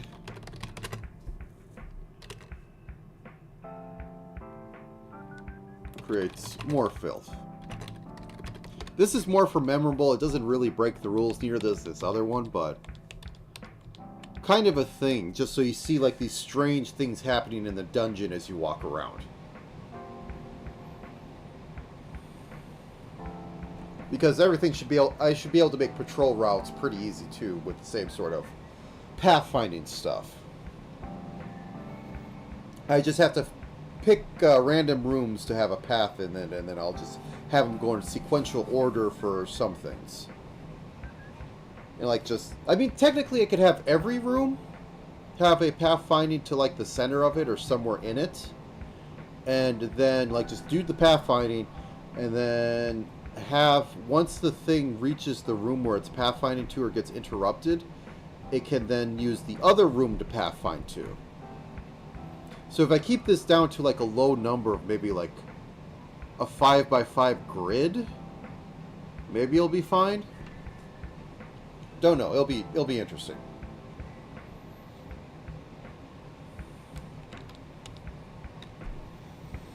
Door Golem, or Door Mimic. Mimics a closed door by replacing.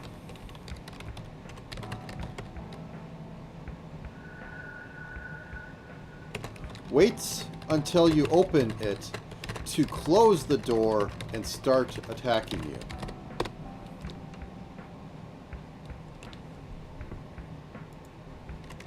Lets other monsters.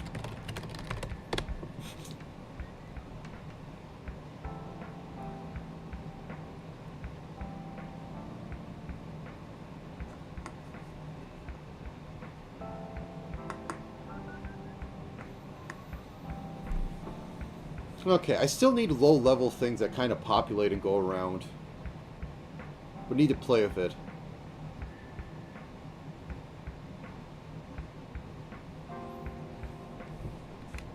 Leech is small when it hasn't consumed a blood tile. Becomes large when it does for some 20 turns. Also becomes large when it deals 3 plus damage to you. Whoa.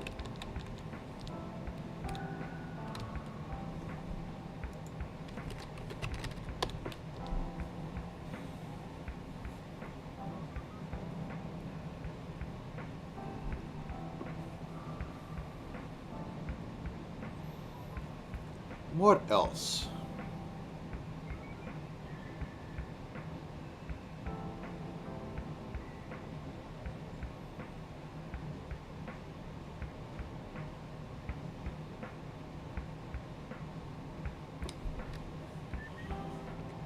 Giant worm. Not sure if it'll work out, but it's a good idea.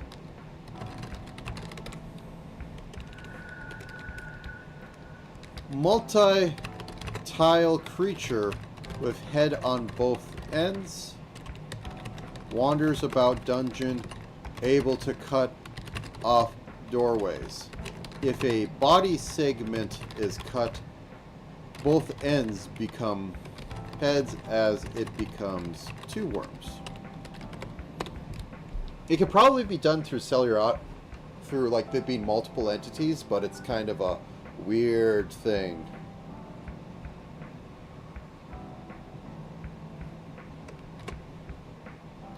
And I still need to do low level things.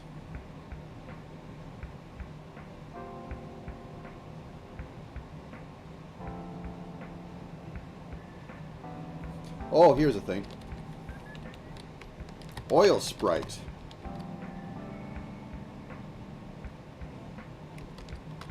Leaves filth tiles as it moves.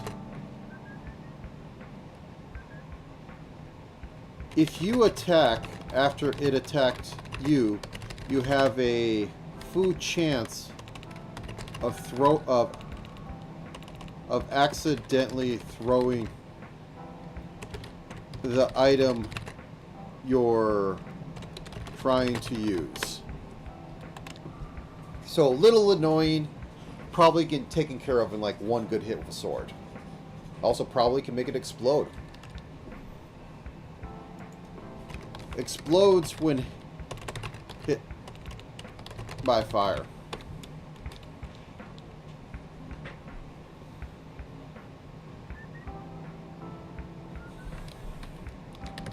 Wind-up toys.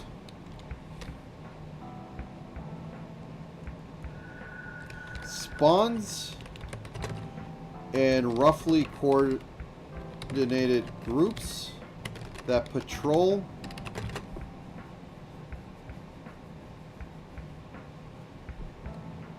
the area. Makes very well-known clicking noises.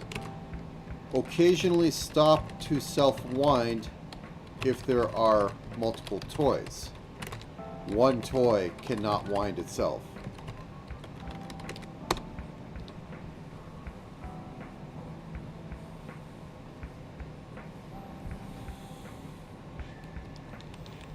Interesting.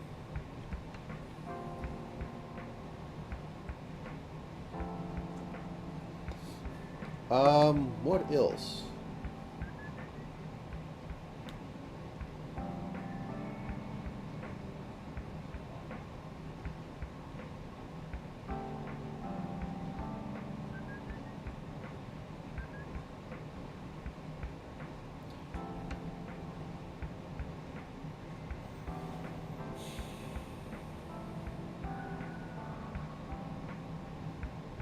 Trying to think, because some of the pathfinding might not work out correctly, but if I keep things as mostly like Diablo style large hallways, things won't get caught up in them, and that's actually like they could move around each other. Like doorways might be a problem, but that's fine. Things can get stuck at doorways, and then they can think of what they want to do.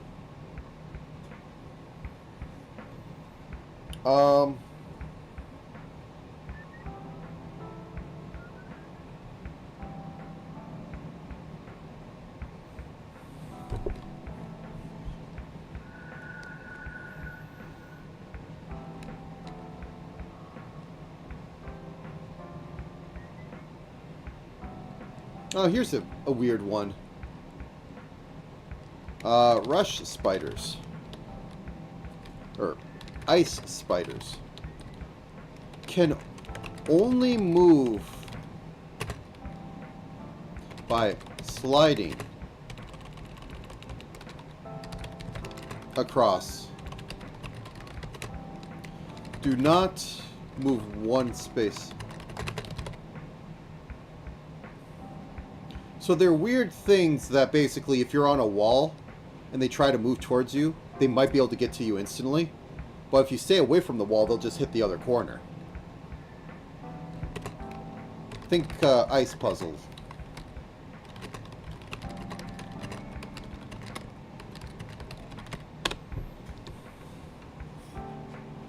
They're probably a little weak, but they can ruin your plans.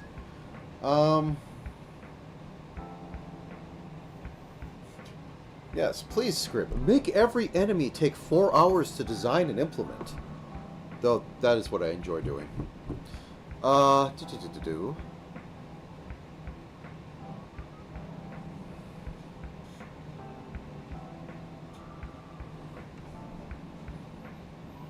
What else can I have?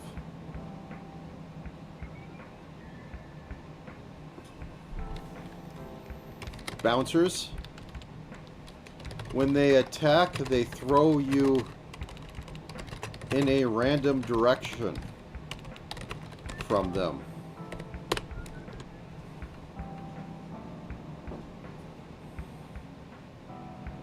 Yeah.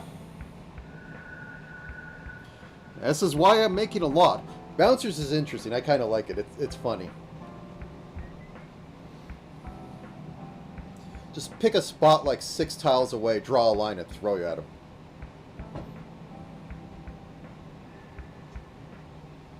Oh, that's a good one. Magic effects do not happen around it. Immune to magic. Yeah, Mundane Golem. Mundane Golem is fun.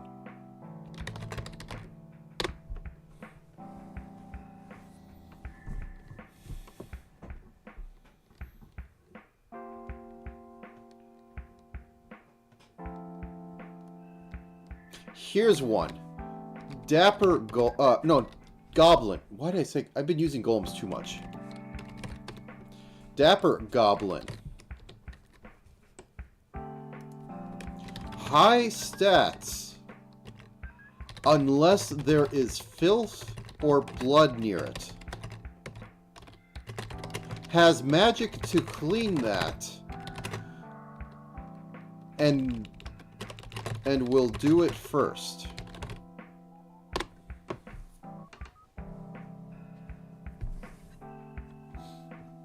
So literally a goblin in a top hat and a suit. And then it can cast clean on demand. Yes.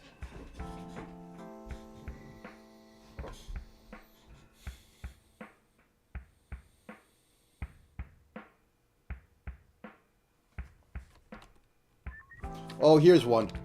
Orc Guard. Or Door Orc. Will sit in doorways and attack and block them unless you give them gold or food, in which case they teleport to another doorway to block.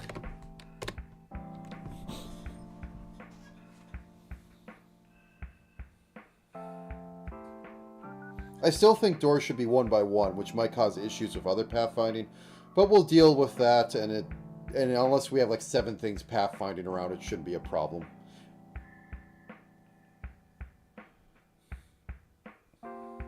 I don't know how I do quickman lasers, but I could have entities that deal damage if you stand in them. But I don't know how I would really implement it. Yeah, the problem also is that, like, this is a roguelike, so you die to the laser beam, you'll never see that location set up again.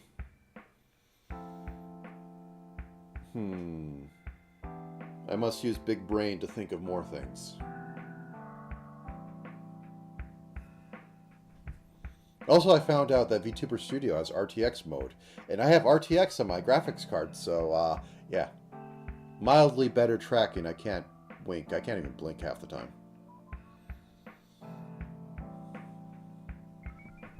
Oh, I kind of have those.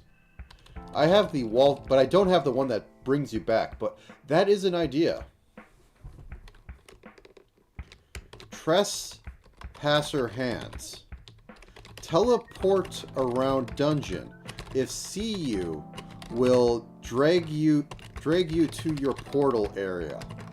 So this is actually helpful, even though it might, like, you know, grab you for 5 damage.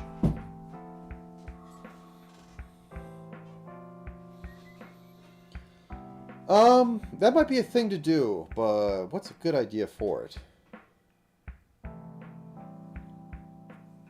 Well, that's kind of what the seed pods do, but...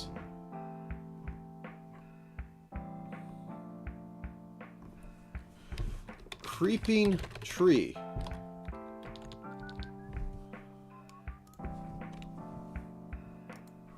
Moves rarely on its own, but makes a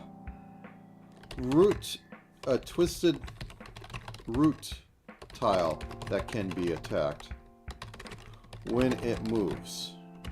Can also move into twisting root tiles.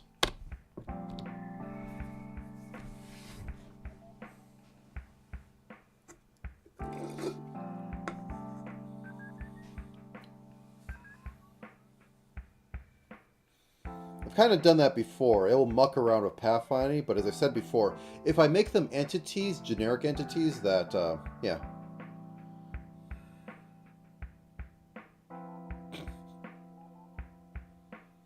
That would be a thing. No, it can be done, but it might make the dungeon uncompletable. And that's the main issue. If, like, something makes the dungeon... If it makes it so it traps you forever and there's nothing you can do about it besides, like, be a high level and have a wand digging, I don't quite like it. And I kind of have that with the Memory Eater. Will swap out it'll respawn a tile region. If it eats enough. So I might just say no on that one. Like, the root things, you attack it a few times and you can move through it because, you know, hey... And it's more of an annoyance and also a thing, but, yeah.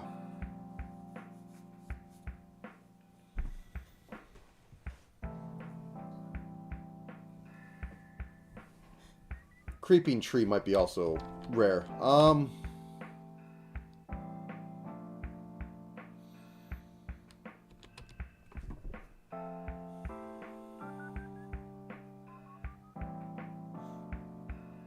The glue slug is low level and it kind of keeps you in place, but I should have something else that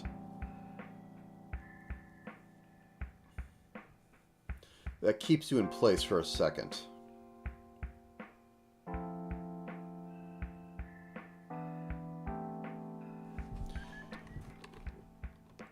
Big Hand Kobold. When it attacks you, you can't move. Fair enough. I think I'm going to bring back the Quantum Lich. Yes. Teleports every turn. If you see it, it will start attacking you. Or it will die instantly. It's a simple, effective thing.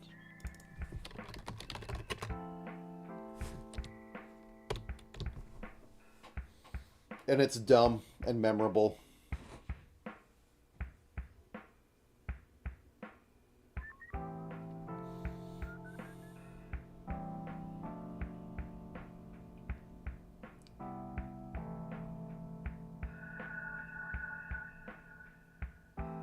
Here's one. Screaming...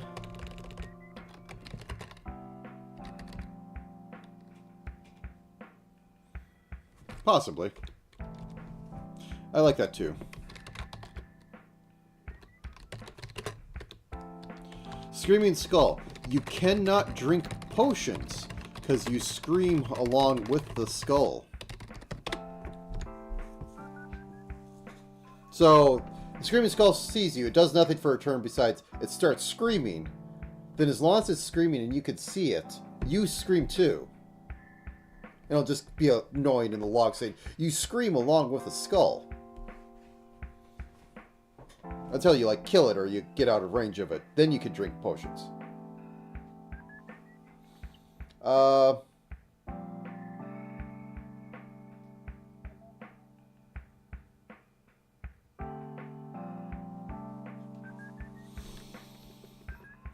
Here's one.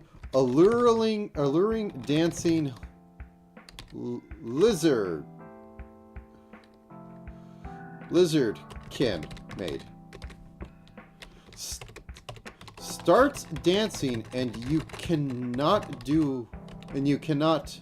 move away from it. Only towards it. Will attack you with a spear once you're in range.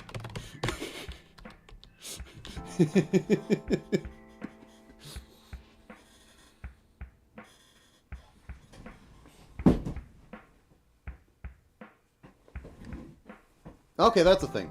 Ninja Goblin. Stats decrease per ninja you can see.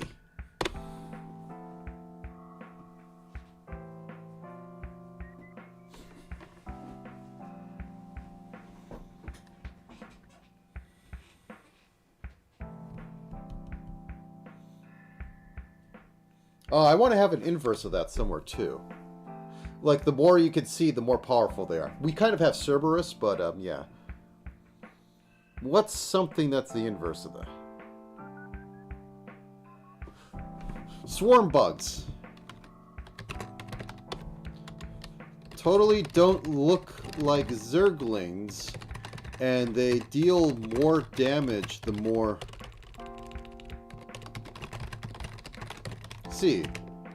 They can also randomly divide or turn into an egg to spawn 2 more.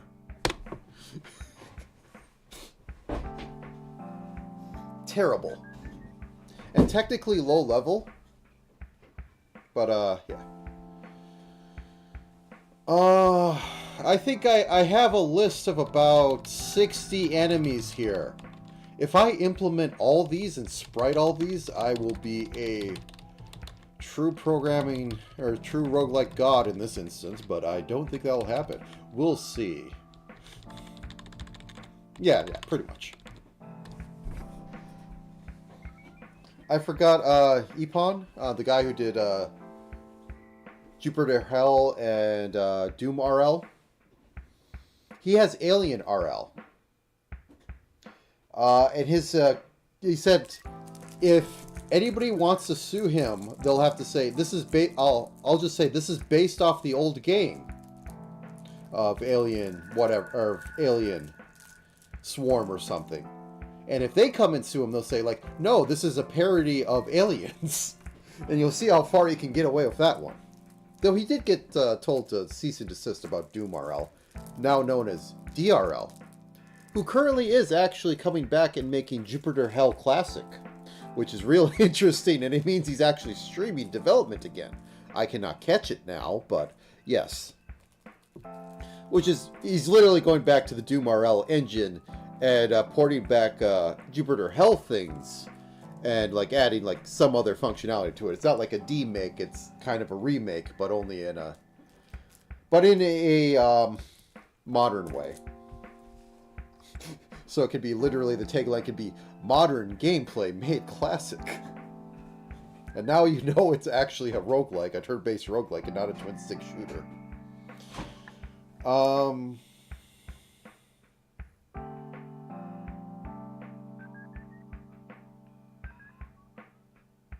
Oh, here's a dumb one. And super lethal, so it's fun. Mad Mummy. When it attacks you, it removes an item that you are not not equipped with from inventory and replaces with bandage. It is, but when you display it, people think it's a turn-based shooter because of how smooth it goes. When you have 4 bandages in inventory, you die and become a mummy.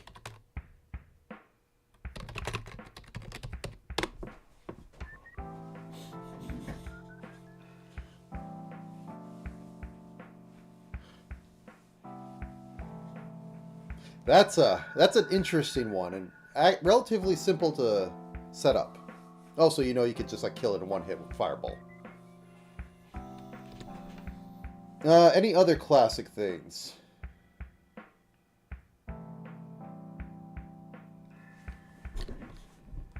A little bit of classic vampire.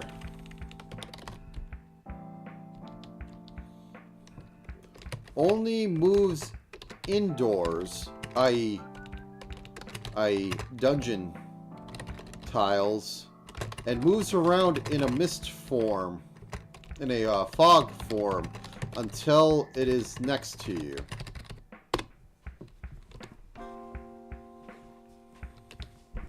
In a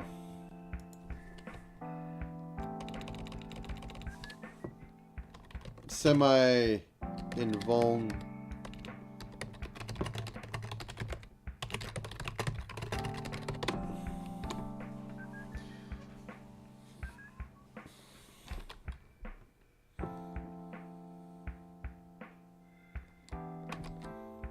I guess I can do a zombie. Randomly makes filth tiles when hit. Attacks may spawn limb variants. Spriting will be interesting. So we got the undead crew there.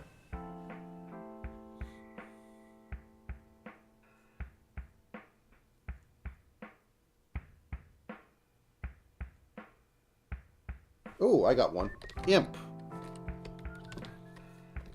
When attacks you, may make a spell or a scroll, wand, or staff drop spell effect on your location.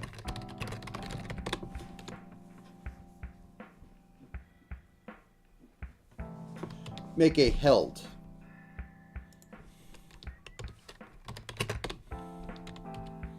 You have to have some ground.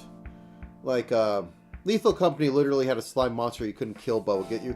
Thumpers were just big enemies, and spiders were spiders.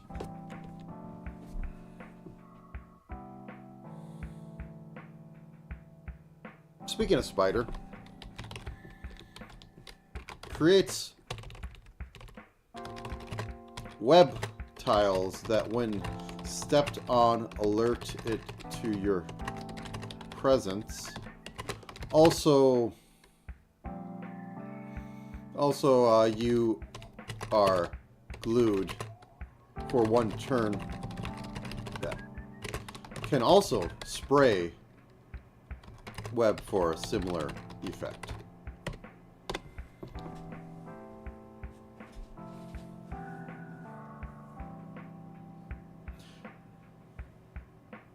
I'll probably give them, better names, but kind of generic, but I need just a little bit of generic stuff in this.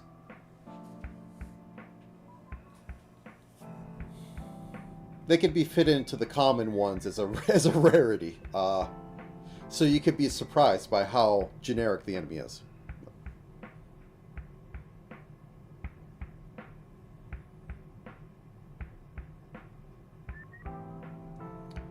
Anything else? Let's just put a few more, get it up to like 100, which means we have 70 on there.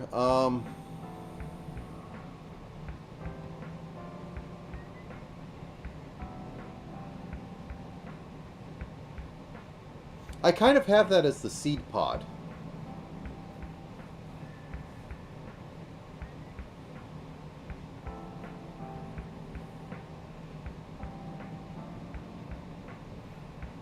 I'm trying to think if I should make a skeleton But how I would do that to make it any more than like it just hits you. I'm trying to avoid that. If an enemy just hits you and that's all it does, yeah. Well, the explosion of the seed pod makes vines that do damage when you step near them. But, And also, technically, the potion slimes can do that with a potion of exploding.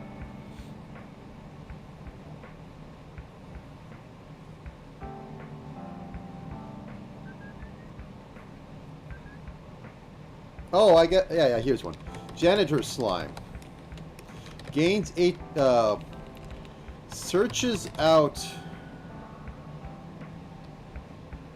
I do have a few... Well, I don't have that many spellcasting enemies. So maybe I should make something that does area of effect. And, like, does things. But, yeah. Searches out filth and blood tiles and eats them to gain health. And it's going to be a cube with a janitor hat.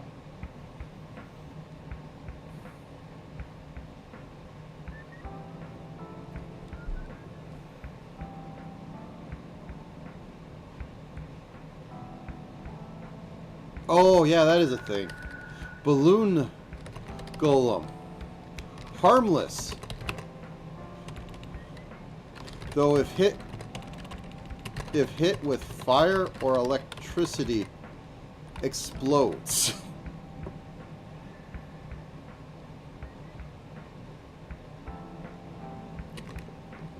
It being damaged may alert other enemies.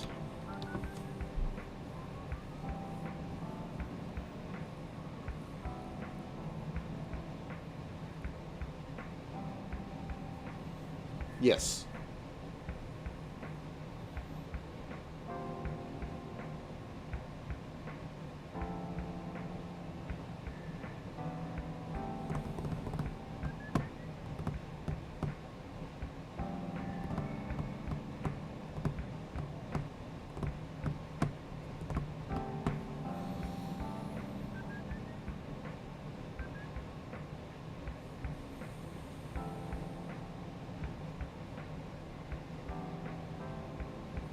I have the Mad Barterer. Well, they revive you, of course. The Mad Barterer, which will throw potions, and I think I could have it be like, you know, a 9x9 or a 3x3 square, and it like goes into a throw potion position, and then you can like use your endurance to like move out of the way, and then it targets where it's set up that is. So every other turn it makes an explosion. So that could set off other things and chain reaction stuff.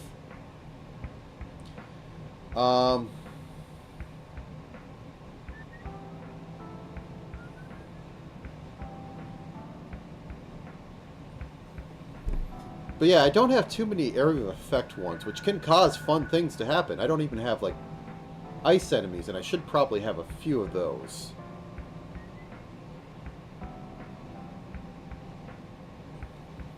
Yeah. Ice Princess. Ice magic casting enemy that glares at you. If you move too close, aggros. Will also insult you.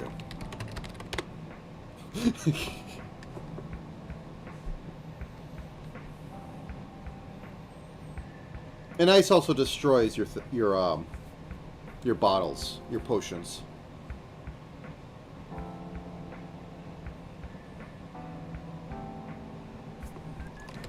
Hot-blooded Hulk. When damaged, does area of effect fire damage that is offset from where blood lands.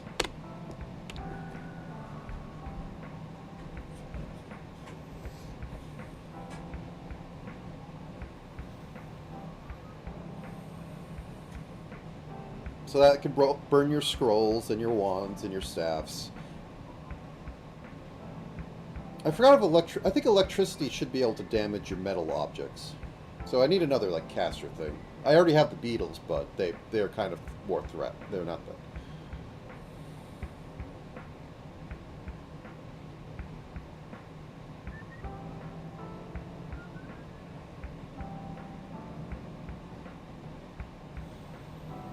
Oh no. That is a thought. Pinball Wizard will line up a lightning bolt that can bounce off walls.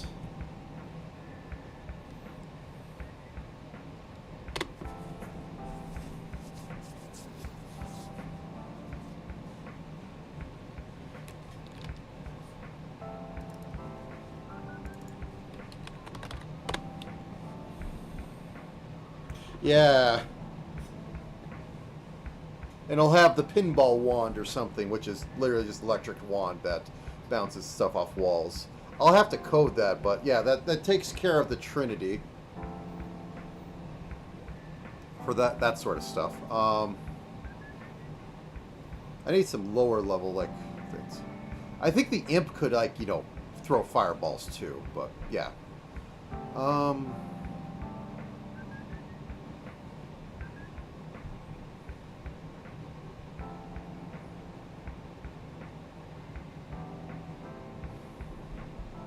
I am at the 100. I'm at the 100, which means, you know, I just need to make 30 more and I'll have 100. Let's save.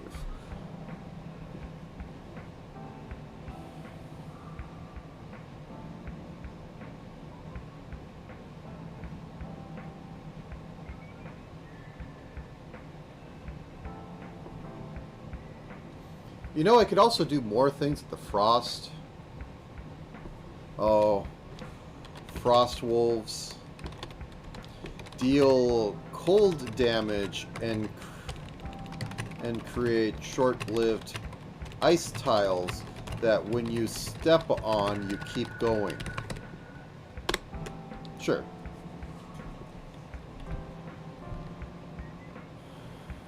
We already have the other type of hellhound.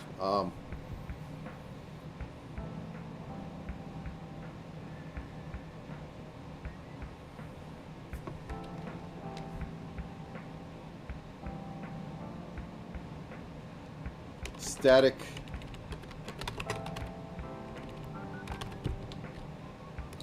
Cat creature that is harmless, but moving by it will cause electric damage. Wants to rub up against your legs occasionally.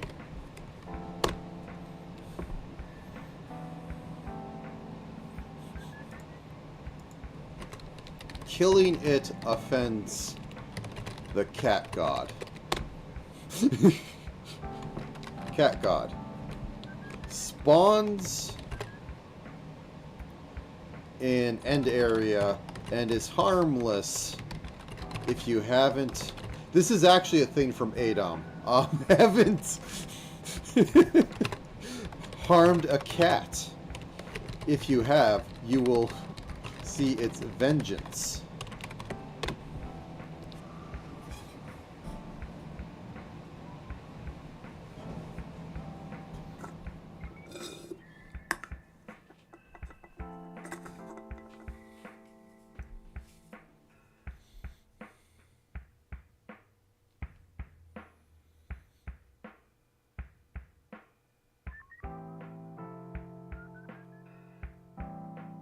Okay, here's one. Pyro. Goes around causing scrolls to explode in flame by throwing explosive.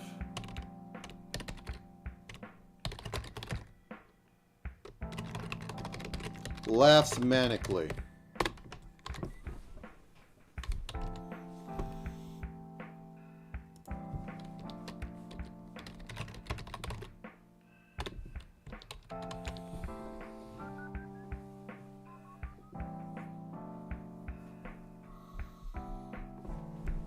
Sure, yeah. Electric land eels.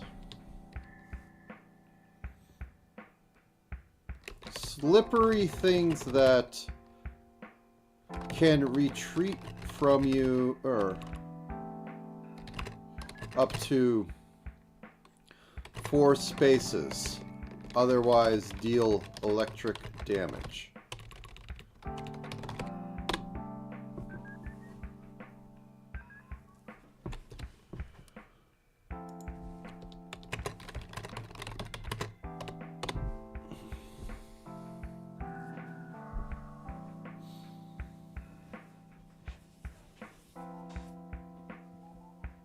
That might be the good limit. Probably shouldn't go and do too many other things. But, so with that given, let's just do a little bit of item stuff.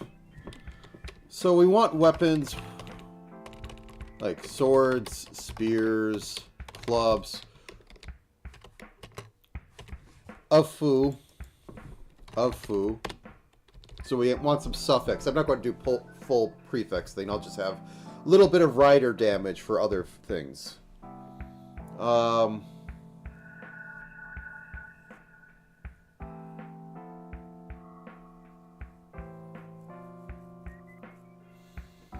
I think maybe enemies can carry like one thing or multiple if they're like the case of the janitor, where it might be one of those rare enemies that just like, you know, has to spawn stuff. But enemies could technically carry stuff. Yeah. Armor of Fu too. And I think we'll probably do Morkborg. Whoops. Do Mork. Nope, that's wrong. What am I doing? What's going on? There we go. Whoops, that's wrong one. It's been a while. Oh, no, that's my other favorite. Is it 224? No. It's been a while. Oh my god, I forgot how to do it. O with Omlot. Ask, alt code.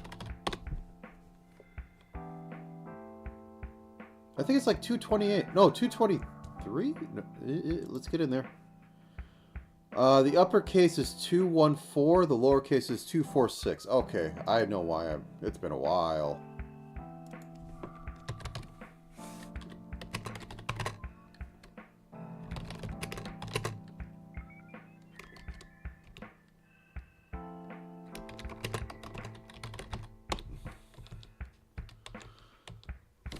Staves regain 1 charge after day. Generally more expensive. Wands have higher charges, but scrolls are 1 use, but may have effects that staff.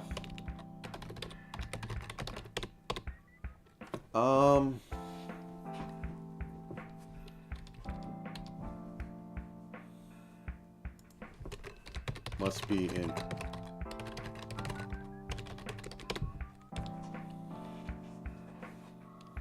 Scrolls. Okay, magic effects. Create fog. Explosion. 3x3.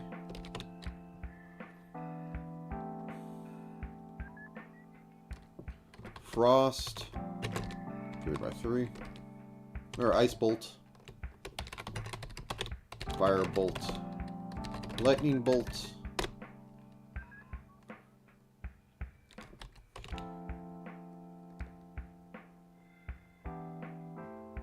Lightning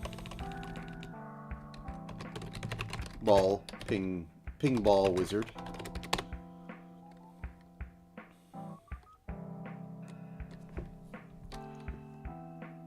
Frost. 3x3 creates frost. Frost tiles. Clean gets gets rid of tile effects slash frost.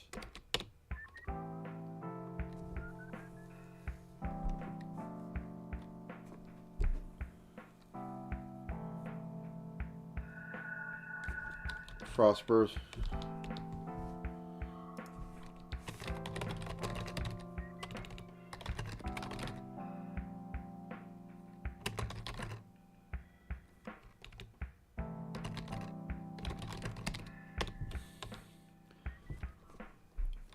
Anything else we want in there?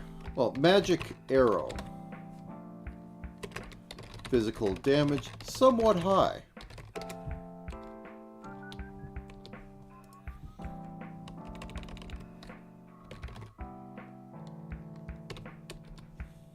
This is one to get around, like, you know, the mundane goblin is you use magic arrow at a distance, because you create the arrow. Then it hits it. But if you're, like, range of its mundaneness, you can't use the wand because it just fizzles. Healing.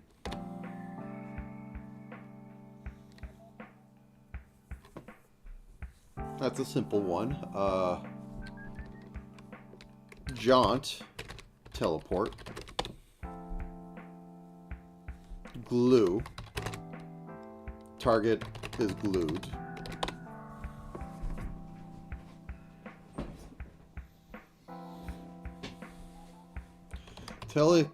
Telekinesis. Pulls item next to you.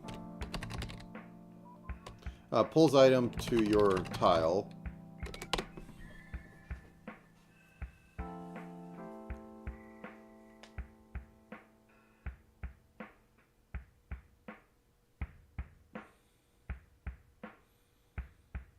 Yeah. Can make some... I might make some, like, just names that are weird, but I don't know if they'll get especially weird. I mean, I can literally have a rubber chicken. Chaos. Does random effect from above. And that's somewhat of a thing.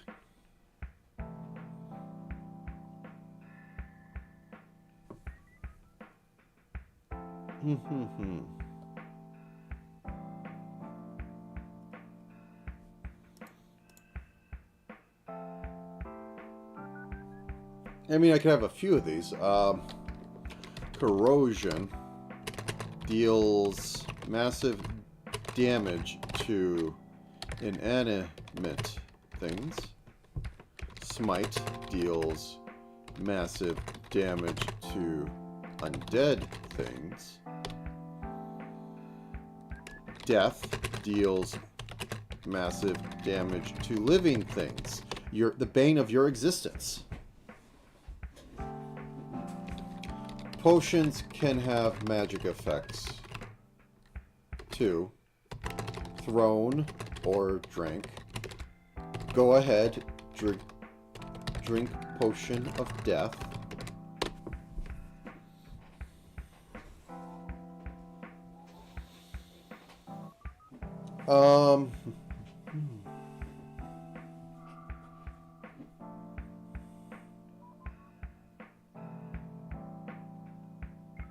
Oh God.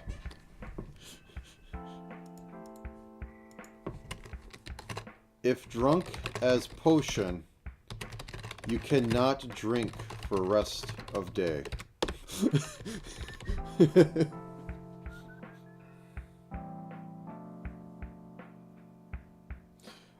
Oh, I should have the potion identification game.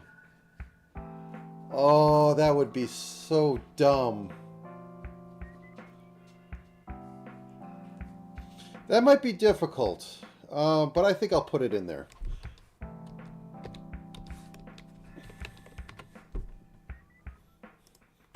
God, I love the... It's so dumb to have the glue one. The glue potion.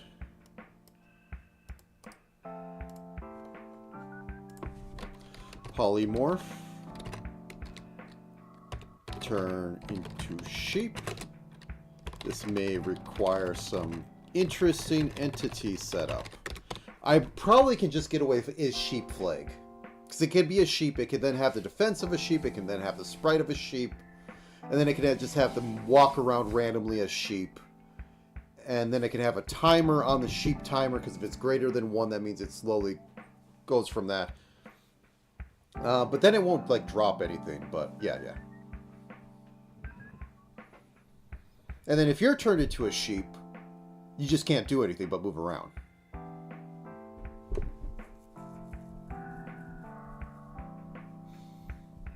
What else?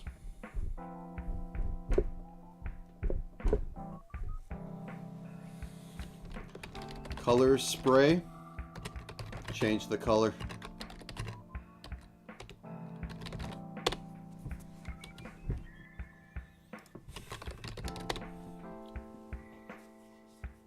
I think we're going to have identification game.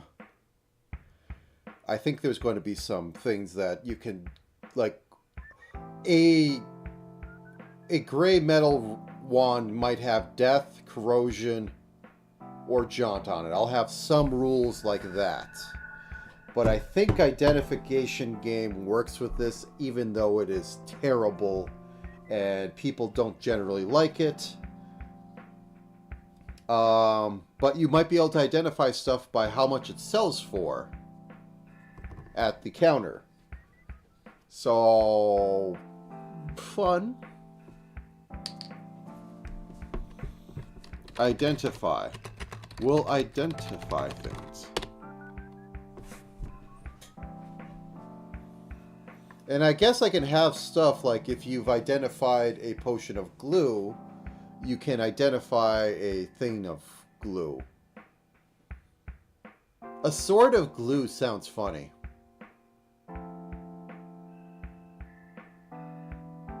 You hit something and it gets the glue status effect.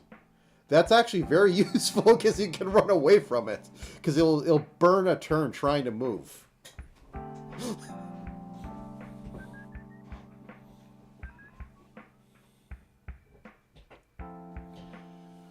And a sword of chaos, a sword of jaunt is also useful.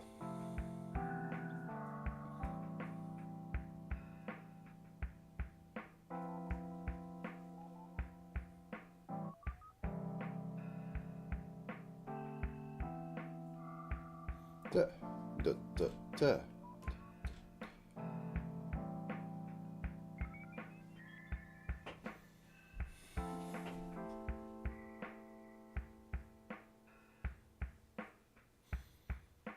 Also, I have a dumb idea that if you have a sword of magic arrow and you just attack, hold a button to do like an attack into air, because that should probably be a thing to use like with wands or something. Is that you hit it, you hold shift or you hold Z or something, and it says, like I could have it on the screen, hold shift to use item in direction. Like you could attack in a direction.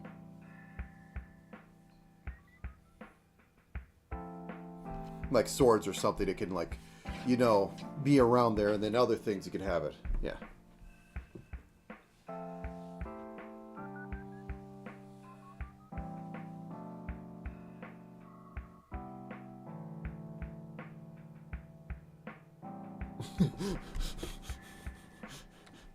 Cat. You are immune. I'll have that. Of cat. Has favor of cats. Cats will ignore you and deal no damage to you. Because we do have two cat characters. You have the Cheshire Lion, which will stalk you, and like if it has it, you won't do anything. Yeah, okay. That's a funny thing to have, the sword of the cats. Okay, that said, I have been at this for almost 3 hours. What else do I want to tackle on this? I mean, technically, we have very simple effects. It's just everything needs to have its own code on there. True. We do have some dogs. Of dog. Same as...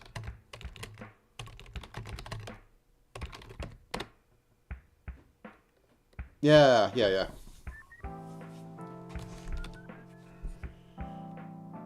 Of cat favor.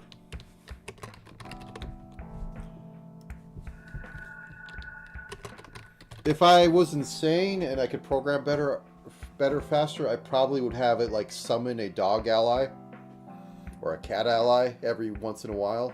Or if it's like an, you know, you do an attack and it has like a 5% chance of summoning cat ally.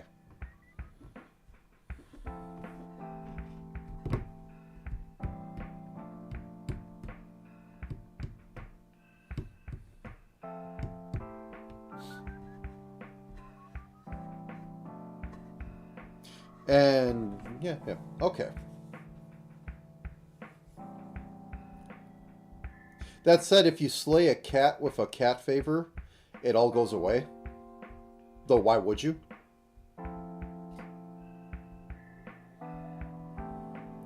Same with dog favor.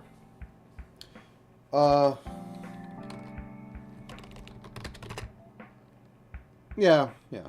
Of healing. Yeah.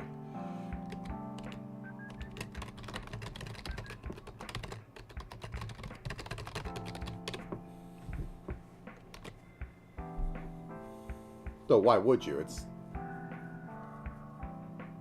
not doing anything for you.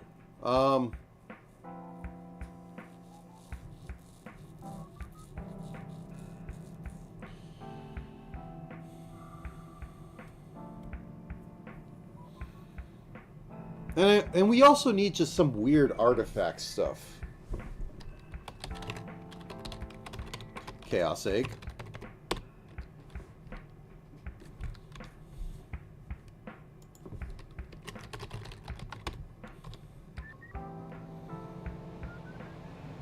Electrum Sticks. Divert electric damage to a square next to you.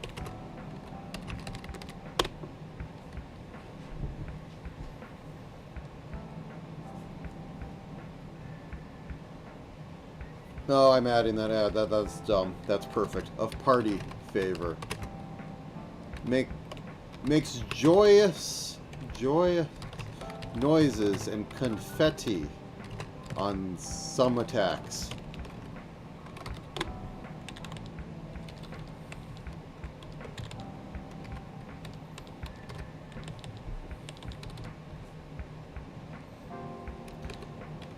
Teflon pan. You cannot be glued.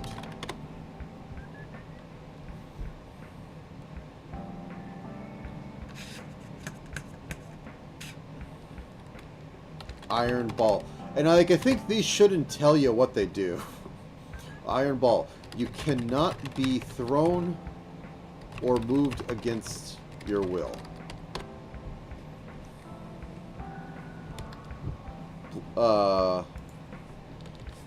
Meteor iron ball.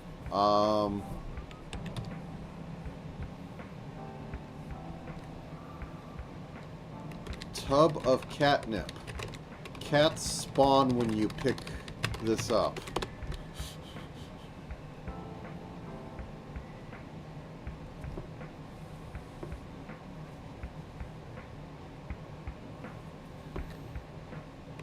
Boring figure. Fae despawn when you pick this up.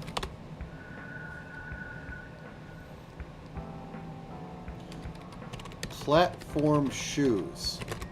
Giants ignore you when you have these.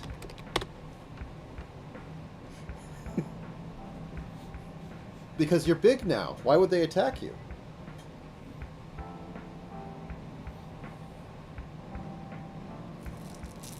I want the stupidest reaction of, I have platform shoot. Oh.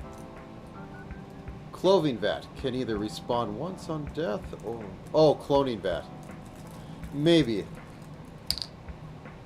Well, there's always the bottled fairy. You come back to life at full health, but fairy leaves. Annoyed.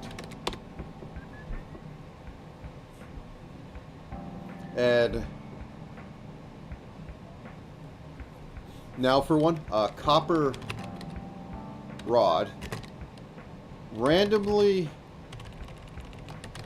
when on outdoor tiles, a lightning strike will happen in some 5x5, 7x7 area centered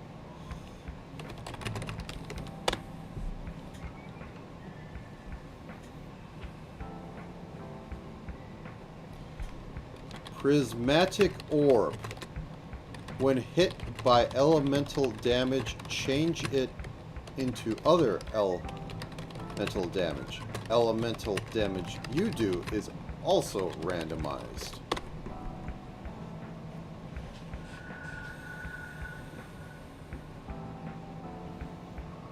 I like the fairy bottle because it fits more, but cloning vat would be a good one. Second one that follows you around, I don't want to... I probably could make allies and such, but I'm not quite sure on that.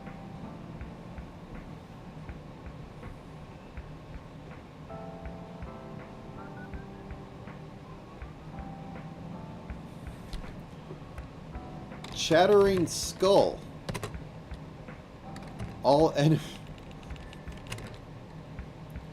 50% chance of pickup will cause all enemies to be alerted to you in a range.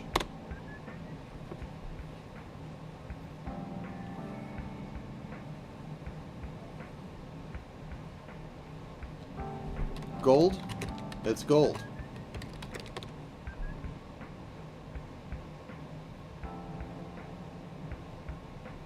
I mean, it doesn't have to be smart. The problem would be duplicating the inventory into it, but I could have a special, like, can spawn once.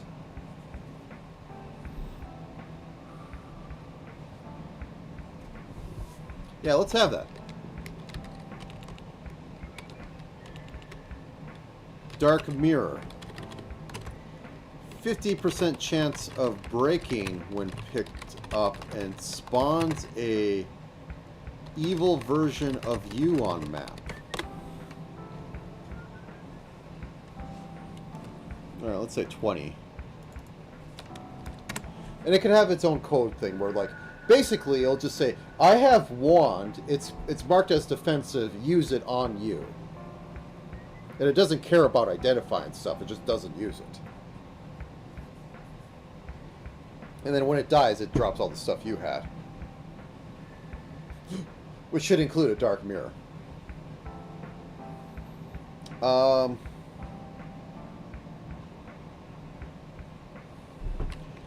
Chaos dice. When hit, when damaged, have a 1 in 6 chance of doing chaos effects.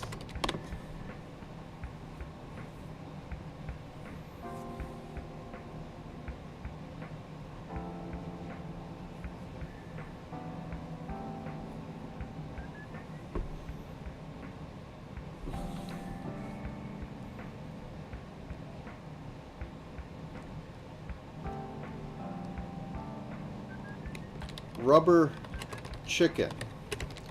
Gain laughing god's face. Maybe. I'll think of that. Oh, yeah.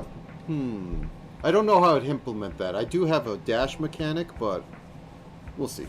Gain laughing's god favor. This is never explained, but is announced.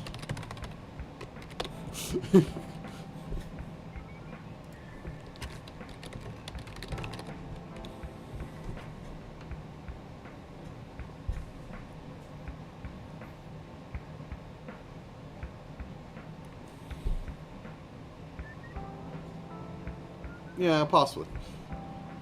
Well, the thing is, these aren't like usable items. These are just like that could go under like potions or something. But these are just these are the items you get for money. This is the basic trash you find.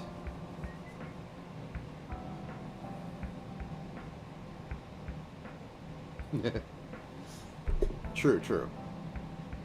Mysterious powder. 1/4 chance of causing damage on pickup. This is done at start. Not generation. If wearing gloves avoids this.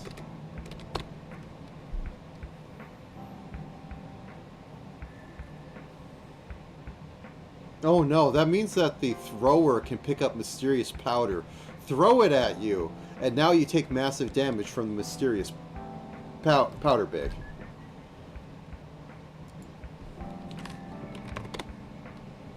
Oh, that's perfect. And that also helps with all this other stuff, because it can throw a dark mirror at you. It breaks. It spawns a, Oh, that's nice.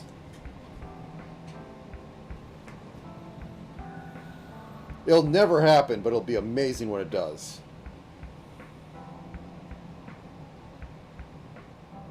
Very few enemies will have inventory stuff, or do that sort of interaction, but yes.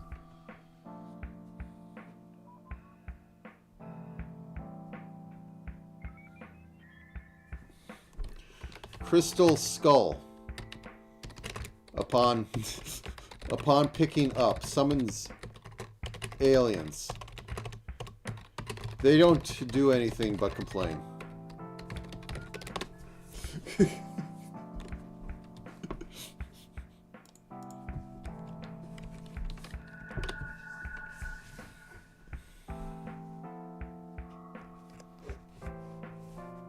Yeah, yeah. Well, that is in Lethal Company things, because Lethal Company, the dumb things actually give more value. Like, gold isn't worth that much. A random sign is, though, I think. What else? Because this is going to, like, kind of carry the game, because this is the stuff you're going after. I guess some random junk. Alchemist, brew stand. Doesn't do anything.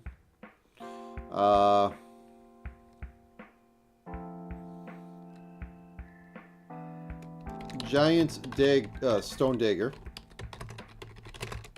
Too big to wield. Yes, that could be other one. Worthless gold rock.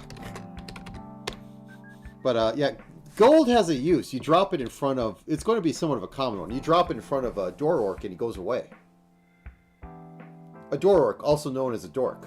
Alright, we have giant stone... What I also have in there...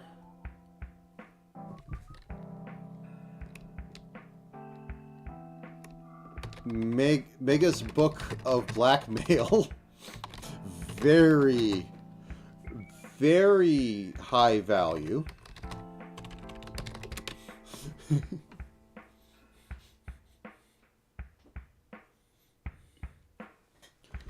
Dwarven Book of Grudges. Elven Book of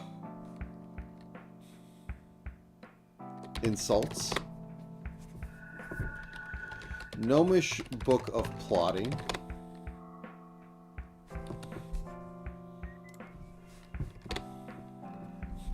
I'll avoid that. I should probably put it in there, but yes.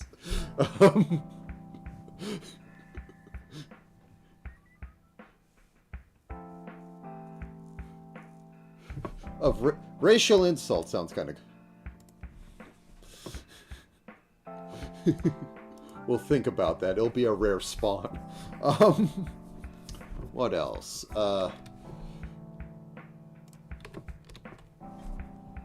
We got dwarves. Hobbit Book of Simple Bread, Volume 256.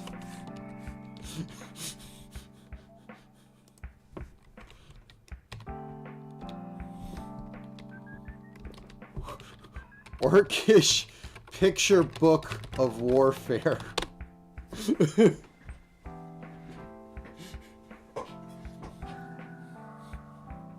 Oh.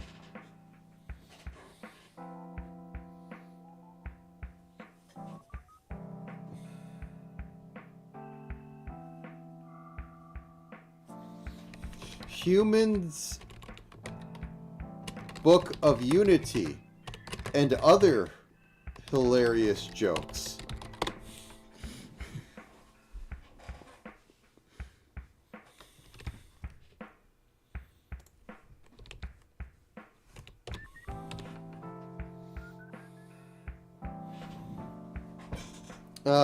Da-da-da.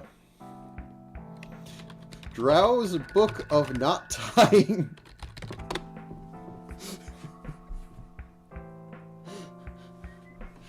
Oh, perfect. Dragon's Book of Investment Advice.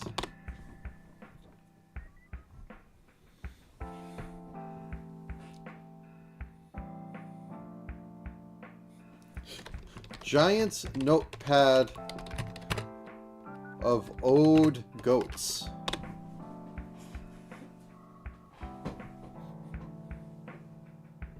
I don't know, Ode Livestock. Yeah, there we go.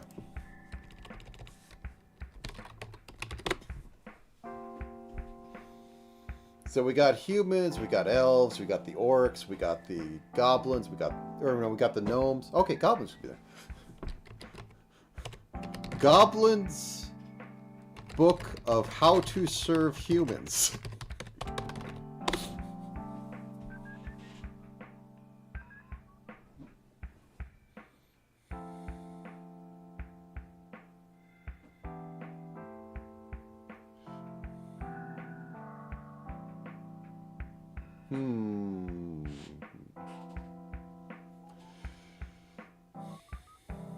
What other ways? We have tieflings.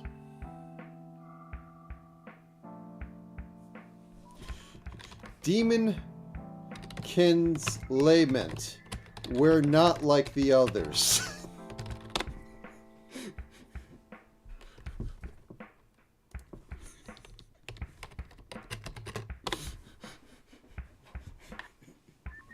That might be a little long, but oh, yeah.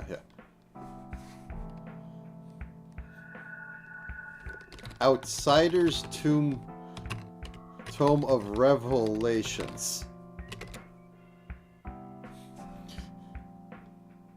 50% chance to flip the dungeon and say things are clearer now.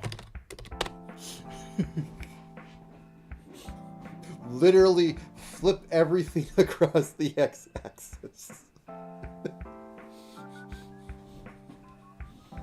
And it's so dumb, but so simple.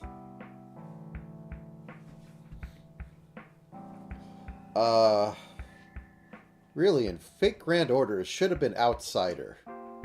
Outsider works. Outsider is the name of one of Lovecraft's books, or one of the Circle's books. Foreigner has other connotations.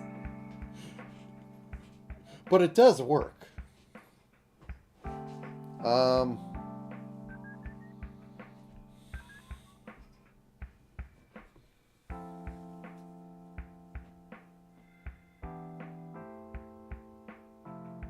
have dwarves, I have gnomes, I have elves, I have humans, I have drows. I know, it was perfect. Blonde and blue-eyed.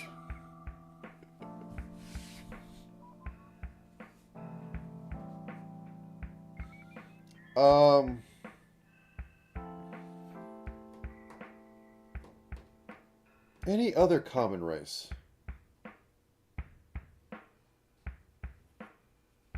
Oh, that could be a thing. Explorer map.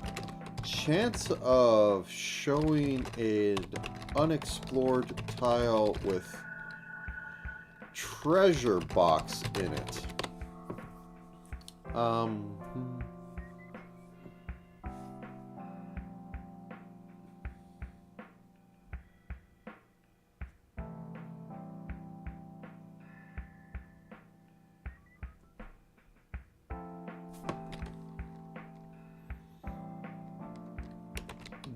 Beastkin book of preening.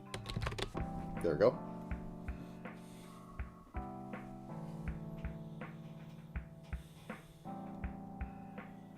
Okay, I think that's that's a nice collection of random treasures. They're all books right now, but that got funny quick. And I mean, wizards would like books.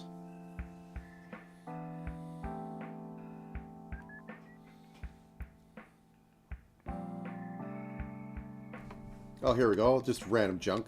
Tons forged of a dying star. Yeah, yeah.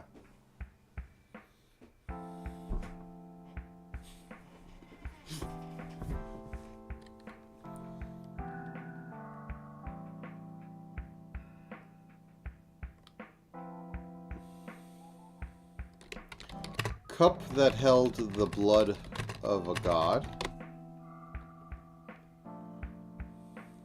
Chains made. Yeah. Loot. Text is purple. It'll just be loot, not even fat loot, just loot. Chains made of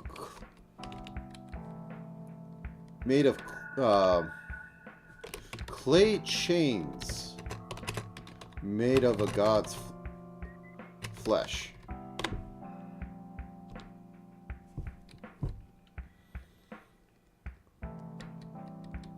What other certainly epic sounding things can I make that aren't actually equipment?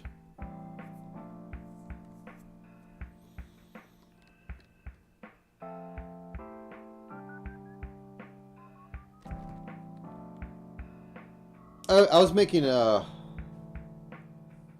It ain't gay if it's clay. I cannot pronounce his name. His brain is... I'm braining right now. Gilgamesh's buddy. That's what the joke is. Oh, okay. But I could do shackle. Forged of sin. Enkidu. Yes, that's it. My brain does not want to work with it.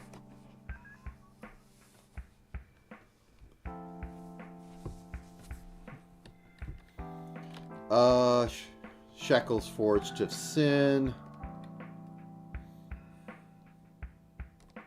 Ladle made from the bone of a dragon.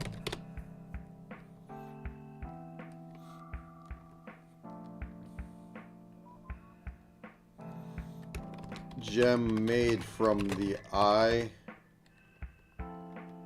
of the Chris.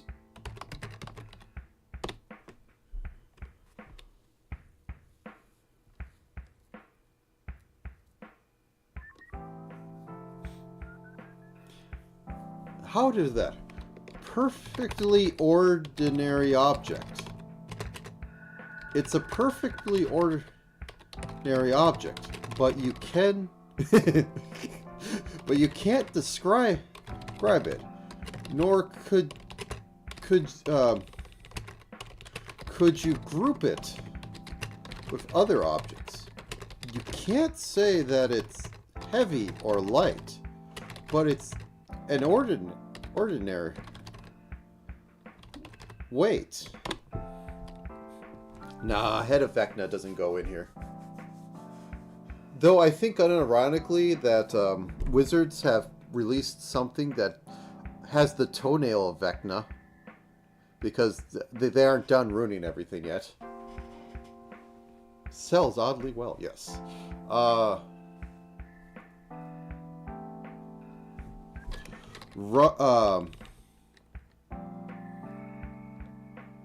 Rubber ball made from the distilled fat of primordial being.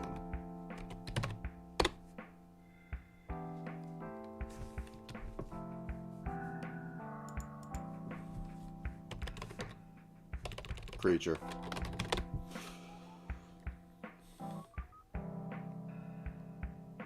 Stool. Stool carved from the wood of the tree.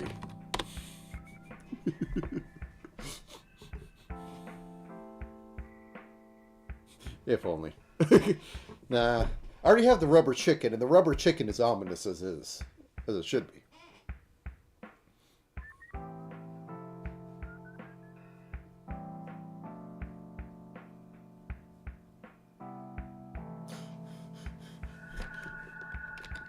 Is it coaster?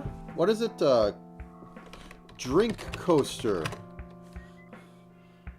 Made from the rock, the first rock of the or the first rock. Yeah, sure.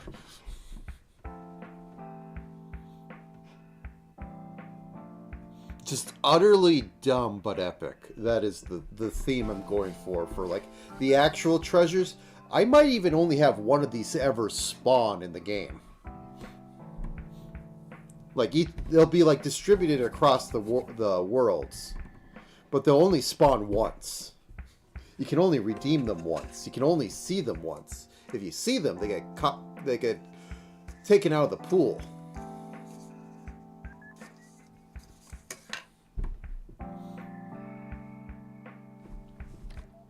Pillow made from the first dream. From the dream of the god.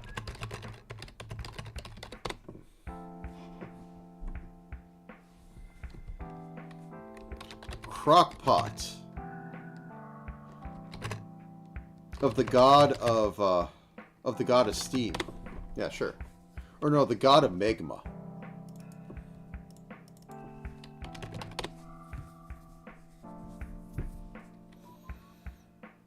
Fire poker from the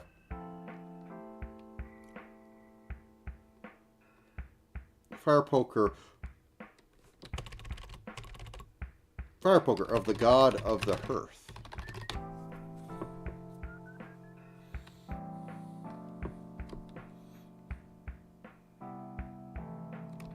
Bookend. First bookend of the god of the god of knowledge.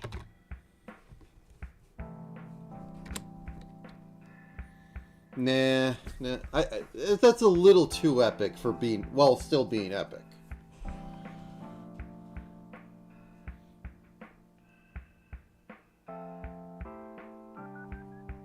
Library of Babel might be cool.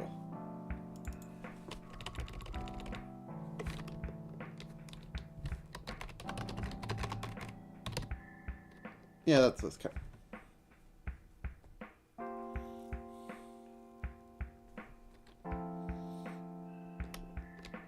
Last screw made, or last bolt made by the god of tinkering.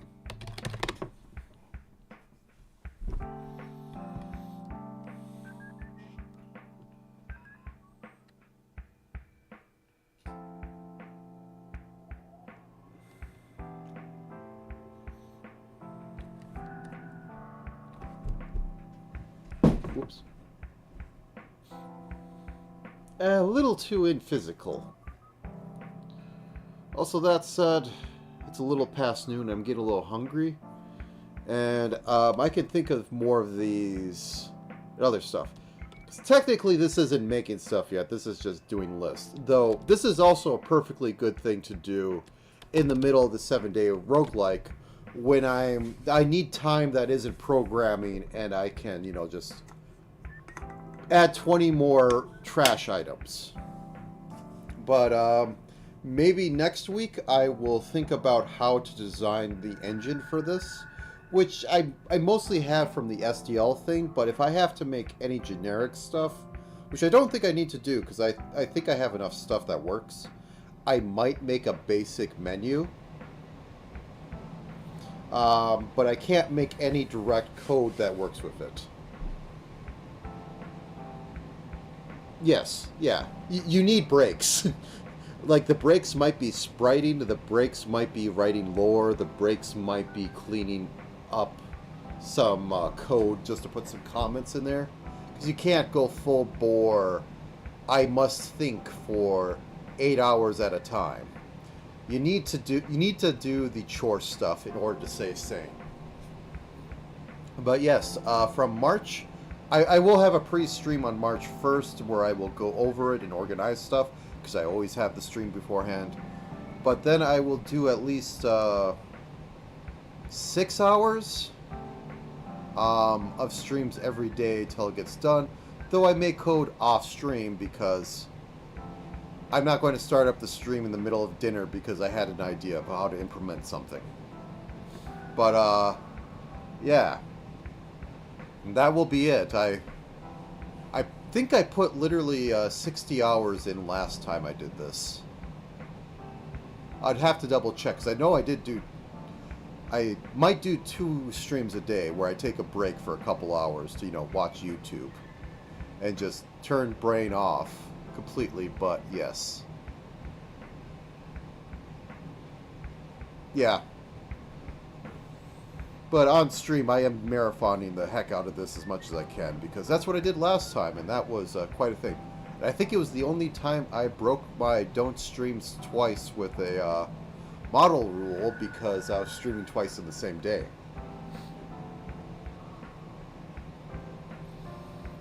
It'll be a thing. And this time, I took time off work, so I could take a vacation from my vacation. I also have a day off beforehand so that I can be well rested before I walk into that hell. So I'm all set. It's going to be a thing. But with that, thank you for joining. Next week will be kind of more of the same, and then the week after I get to go completely insane again and do the one thing I do every year at full throttle, and I probably shouldn't. Until next time. Have a good time today. I am not stretching my legs. And no, I'm not going to plug socials. I'm just going to hit this little end broadcast thing here, and I'll see you later.